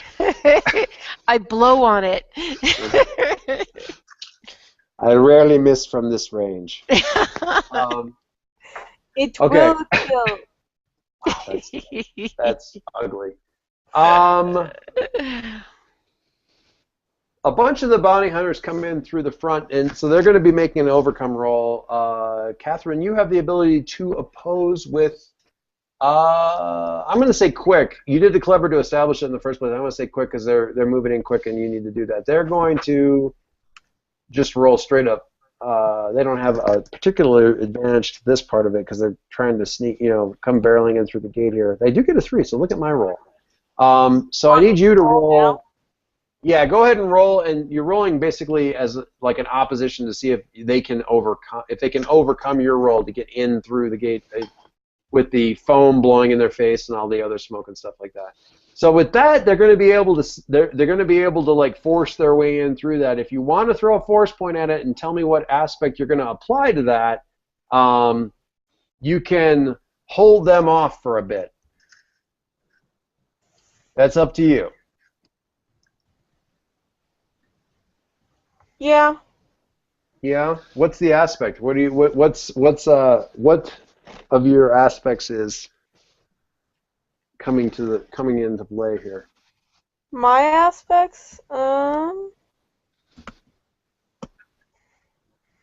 Knows a little bit about everything. that's not one of the aspects. Oh. What have you got on you? I gotta look at you now. Blair. Got a good hacker aspect?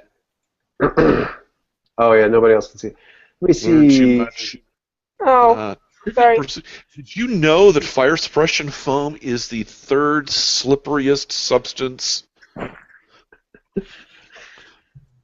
commercially available?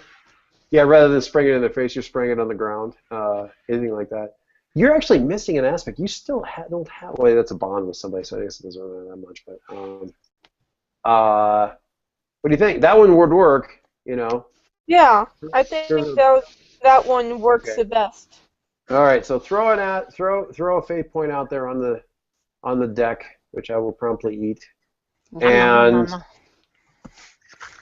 Nom nom nom nom nom. Delicioso.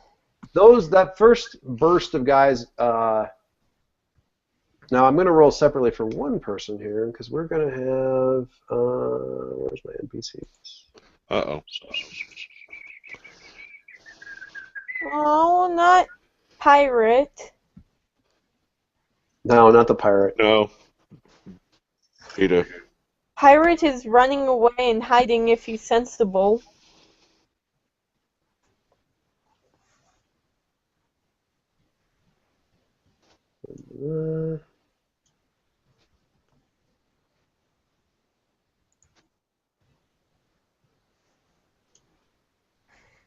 Okay. Now I'm going to make use of one of her stunts for my resistance to that maneuver, which gets me over the wall. So Jada comes in over the wall and into the courtyard on jet boots, thanks to her bonus to quick rolls that lets her enter and leave scenes by making resistance rolls. Mandalorian. She is Mandalorian. So she manages to get over the sort of tie you and come in. You know, she doesn't. Unfortunately, I wasn't able to put an aspect on that. And I wonder if she's gonna. That's just a move action. I don't know if she gets to do something else. Can't remember exactly how that would work. Moving resistance roll. We'll come back to her. She comes gunning in here.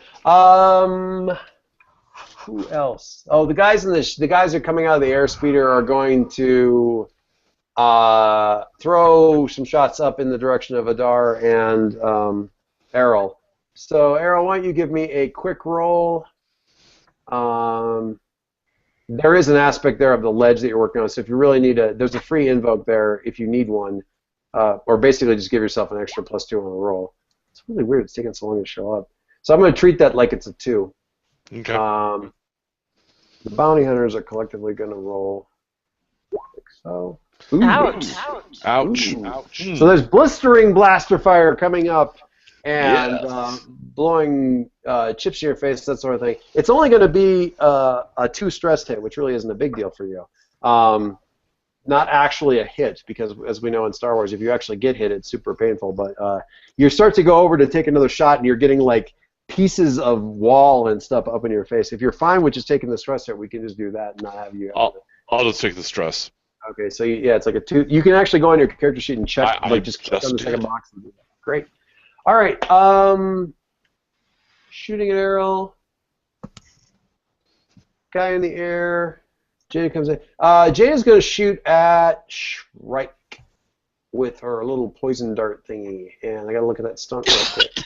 Got a goofy little... Where's she at? Because I can use a poison dart rifle. Once per combat, I can bypass the stress track of my target and force them to deal with the incoming damage using only consequences. Okay. Ruh-roh. So Shrike is going to roll his quick. Oh, Shrike.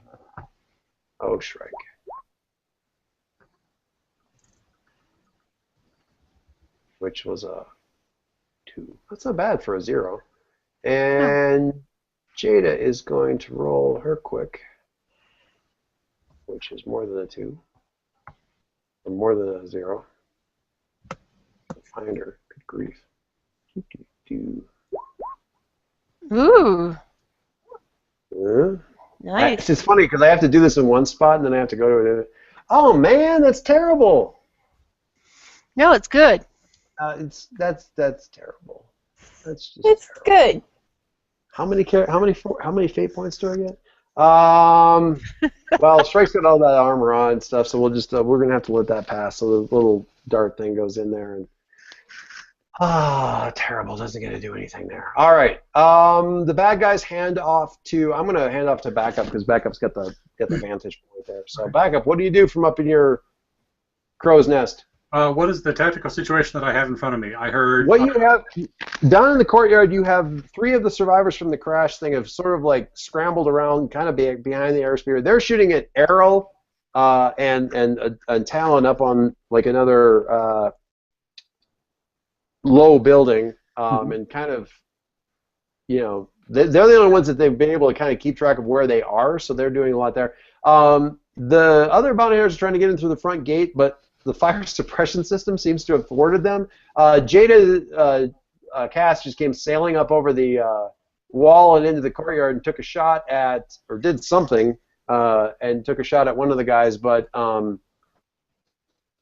you know, he kind of scrambled, and it doesn't seem to have done anything to him of any real significance. So you've got that's what you see right now, and you hear cackling over the mic as the Z95 wheels wheels in a tight arc in the direction of the airspeeder that's about a quarter mile, like about 200 or 300 meters in the distance, and not creating more range anywhere near fast enough. Fair enough. So I do have Jada and the survivors both in line of sight. Okay. Yes. Yeah. From where you are, you can look down into this pretty well. Okay. I'm going to try to get her attention while my buddies are trying to get away. I think from what I've been told, or what we have talked about, she's probably the most dangerous person here. So decoying her away from them is probably the most high priority task. Okay. So I will open fire. All right. Go ahead. And point at Mark to do the same. Yeah, he can throw something in the general direction. Okay.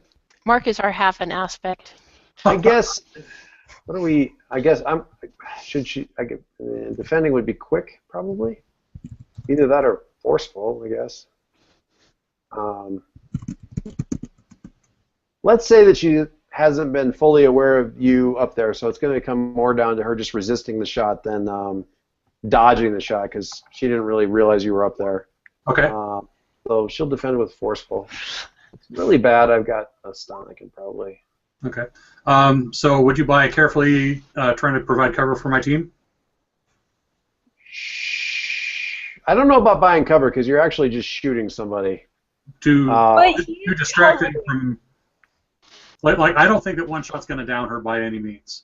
What I really decoy her. No. So you're more trying to get her attention than anything else. Exactly. Yeah. All right. Sure. You can roll to get her attention. Or pin her down. Or pin her down, or something of that nature. Sure. That's a tough sell to someone with a jetpack, but yeah, I'll give it a try. So go for your jetpack. If she's focusing on her jetpack to get out of the line of fire, she's not shooting at us. If the roll's really bad, she's shooting at disadvantage. I can certainly see where you get her attention if you really, So yeah, you go ahead and use the stunt. Okay. So with careful, that was a 1. With the stunt bonus, that's a 3.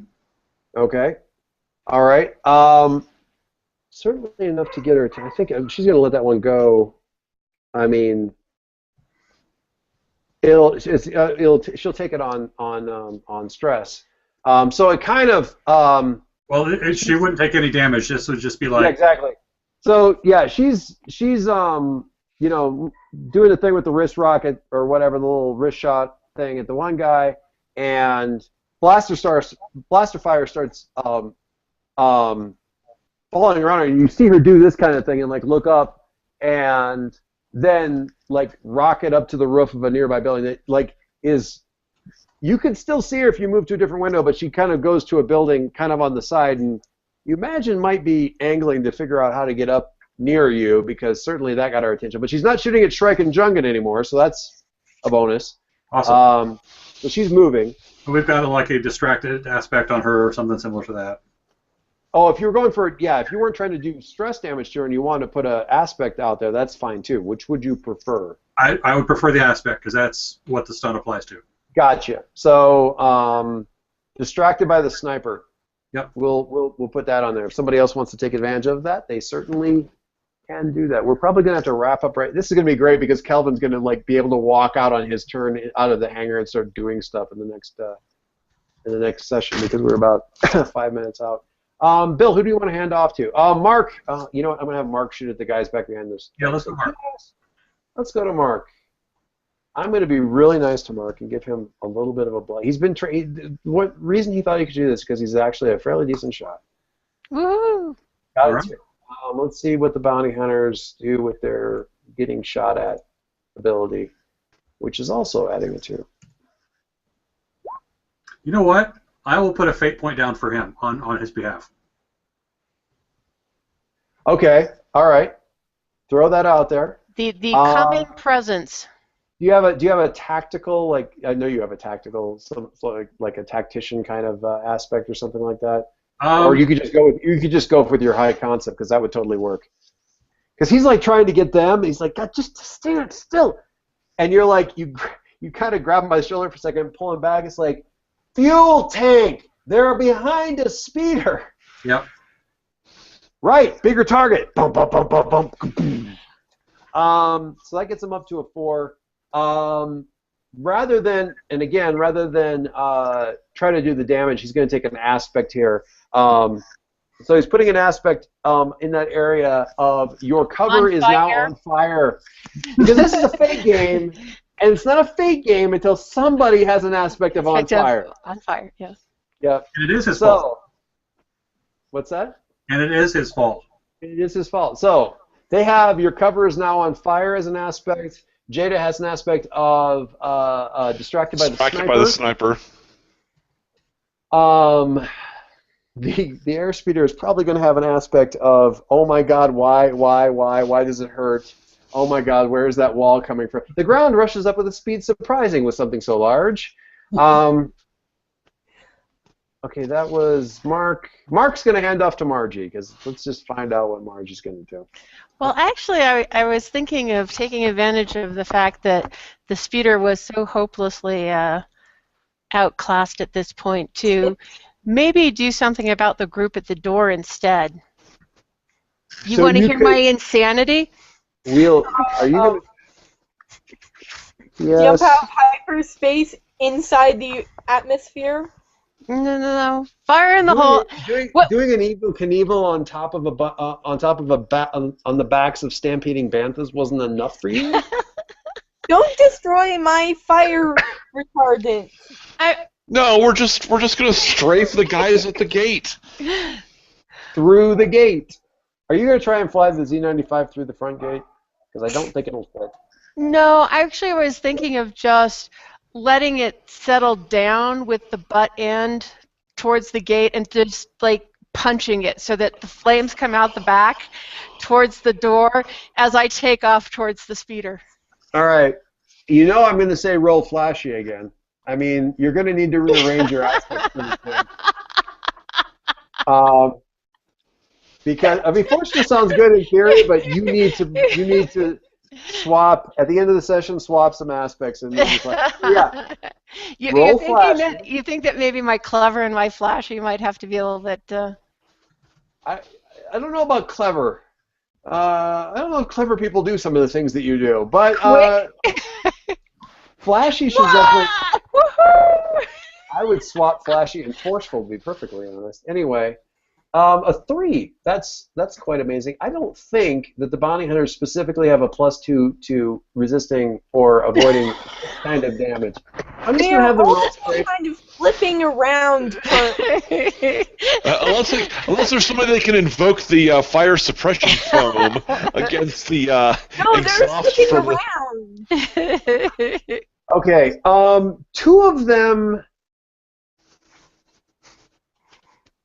2 of them scream and, ironically, throw themselves into the fire suppression foam. It's probably too late, or actually they sort of get blasted back into it. The other 3 manage to dive somewhat out of the way, but yeah, there's 2 of them are done. Mayhem at the gate. Woohoo! Blast off into thing, and I guess Catherine will be the last person. So Catherine. For this. Oh no, Dave hasn't done anything yet. No, I haven't done anything yet. Well, so Margie, Dave or Catherine, and then we'll finish it up. I'm gonna say Catherine because I was just messing around with her fire suppression, folks. Catherine, you may have lost one of your security camera feeds. I'm just. You mean the thermal detonator? Nice thing. Between the thermal detonator and the ion engine backblast, I think probably the lens is a little scratched. So, what do you do? Make better particle shielding on it. I mean, there's other stuff going on here too. You could be tracking Yeah. Jada. You could be trying to figure out where the hell Quist is at. Door is Or track down. good for the moment. Or you could find the pirate. Yeah, Quist. Quist. Right. Um, Up to you. I'm a little concerned about Jada, but also there are the other bounty hunters who are currently shooting at Errol and Adar. Right. I mean, they have a problem with the thing that they were hiding behind is now burning in their face. So they're They're going kind to of have a taken rough care time. of for the moment. They got something to contend with right now. You could give. I mean, if you figure out where Jada is, you could probably use a creative advantage to hand a bonus up to a backup for being ready for her. You could hopelessly screw with Quist if he's still anywhere inside the building because you can control the security doors in here. If you can figure out where he's at. That doesn't sound like a bad idea. Yeah. Depends on what he's up to. What do you think? No good. Yeah. Yes, It that's probably isn't good to have a guy running around inside our base. accurate. Fair point. So, I wonder if you can hack the Wi-Fi on the Swiss Army hand. I mean, it's got a locator in it because that's how he brought the Damn it, people Margie. here. some sort of security system. You're evil, Margie, and I have missed you so much. I Does really, it really. have a security system of some sort? Well, he did do a wireless signal to the bounty hunters to bring them here. In theory, it's the only I active can deal with that. broadband radio signal that's broadcasting right now. Assuming he didn't have the wit to shut it off, and he was under fire, so odds are pretty good he didn't switch it down yet. I can why deal don't- with that. I can find and do something with that. Yes, you can. Why don't you roll? Oh God, why do I keep saying these words? I'm Why going. don't you roll? I have No, a wait. stunt. Okay, what's the stunt? Let me hear what the stunt is first. Because I am a rabid researcher, I get +2 when I cleverly attack when I'm trying to bypass information security systems. I would consider that a bit of a security system. Yes. I would have said it was sneaky for hacking, but since you have a specific stunt for it, go ahead and roll cleverly, and we'll add 2 onto that for the stunt. And I will defend with nothing because I'm pretty sure that his arm doesn't have very good firewalls. For a not negative good at 1. all. Ow. Does that become a spectacular 1, 2, 3, 4, 5? So go ahead and roll your. Did I get Catherine? Catherine hasn't rolled yet, so you need to roll your clever and add 2. Yeah, She did. You? Oh, I have One. A positive 1 plus 2 Plus for 2, the. So it's a 3, 4, 5. no. 1 plus 2 for the stunt gets her to 3. There's no 4 or 5 unless she wants to throw a fate That's point. against the -1. Oh yeah. Against -1. So yeah, it's a difference. It's a difference of 4. 4? I hate negative math. Yeah. 3, 4, 5. 5. Oh my God. Positive 3. Yeah. Okay, so that is at least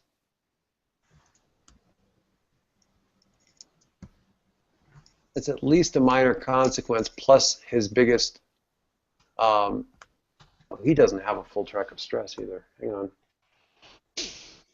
2, 4. Okay. All right. So he has to at least take a moderate consequence. All right, Catherine. You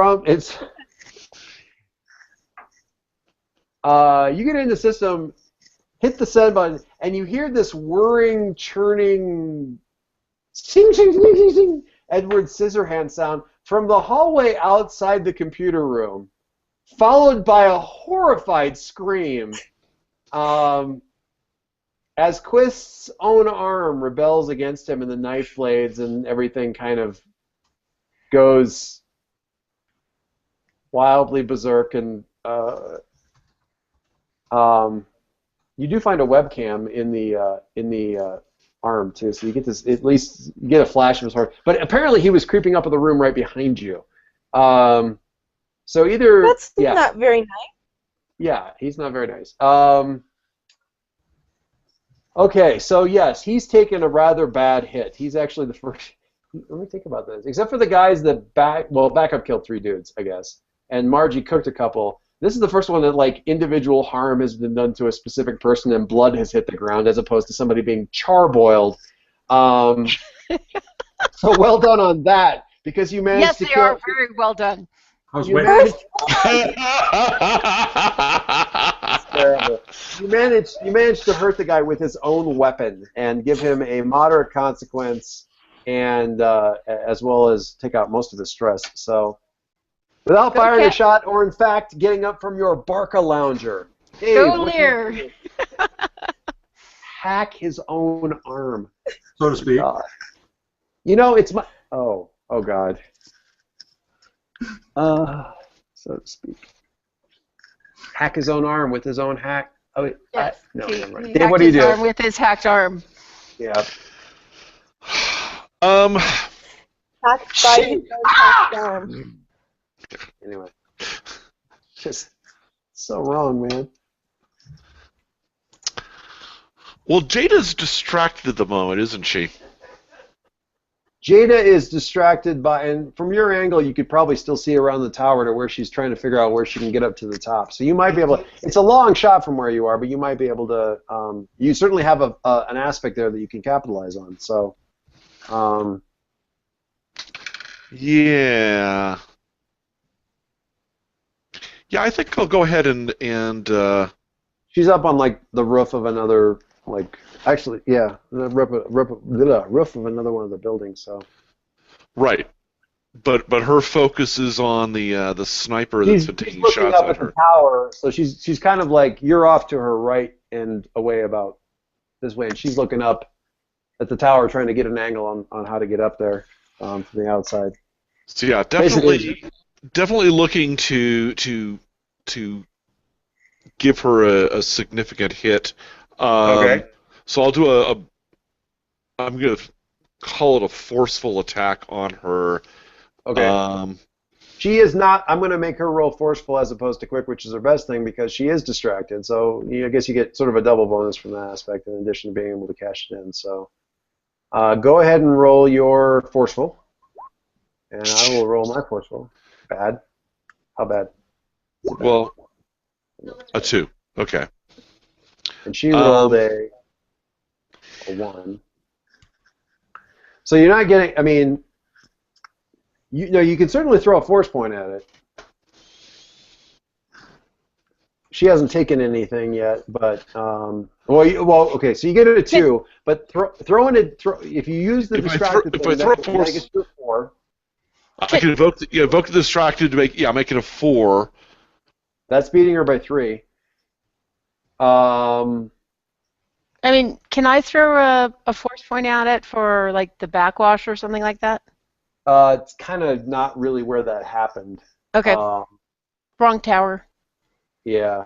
You as a player should be able to invoke on a situation aspect here, though. As far as I know, that's legit. Say that again? I said, oh, yeah. She as a player can invoke situation aspects that are present, though. Right. You could spend a force point, or fate point, rather, on just the fact that she's distracted and like give Dave another +2 on it. You can't just pour fate points into the same aspect over and over and over again, but the free invoke doesn't count. Okay, I'm going to invoke the aspect, sand, it gets everywhere, and have her have problems with her jetpack. Okay. Mandalorian jetpack always betrays you every single time. Especially with sand. Jetpacks are death. There is not an appearance of a jetpack in any of the Star Wars movies where that jetpack does not malfunction in some way and either kill or severely hamper the user. It kills Boba Fett. It severely hampers his dad in the second movie or halfway through the second movie and kills him at the end of the second movie. Backpacks are murder. They're just the worst. I'm not sure I got the fate point where it belongs. It's kind of off in the plateau. Oh, I see it. Yeah. Just kind of wandering off it. All right, I like that. Sand gets everywhere. You're actually using the larger aspects. And I'm fine with that, partly because of all the blasting in the front gate there. You blowing sand around. There's sand blowing around all over the place. All right, so that gets you up to a 1, 2, 3, 4. 4 to a 6. So that's a 5-point split there. Now you can go straight damage on that, Dave, or you can take it like a 4-point difference and actually put an aspect on her as well. So you could do a little bit less damage for the benefit of actually putting sort of creating an aspect on her that somebody else gets. Yeah. A boost, which you could actually do as a like actually put a thing on her for like a malfunctioning jet boots or clogged jet boots or something like that, in addition to whatever damage you do. Sure, that sounds like a good idea. She's not super keen on taking a hit right now, but but then again. Yeah. Trying to think how I want to do this, because I don't necessarily. She's got a really, really good stunt, but it's a one-shot only kind of thing, and I'm not going to give it back to her next session just because it's the end of this session, because that's kind of mean. I will take this. So we'll do. So you're going to put an aspect on her of the malfunctioning jetpack. Right. We burn the distracted thing. It's still there. It just has no invokes. Right. It's not there free. The malfunctioning jet boots are still there as a free invoke. She's also going to get a minor consequence on her of. What do you want, Dave? Ringing ears? You smack her in the helmet? Blast her? Yeah, I mean, it's a minor consequence on her from getting hit, so it should be something related to you hitting her, you know. I'm going to get over there so I can make the note and I don't forget. I'm thinking maybe, something that's going to basically just, keep her. Well, ringing ears cuts her off from. Yeah, it kind of cuts her off from everybody else. Certainly. Well, all of her allies who are being steadily burned or blasted. Yeah. Right. Sure.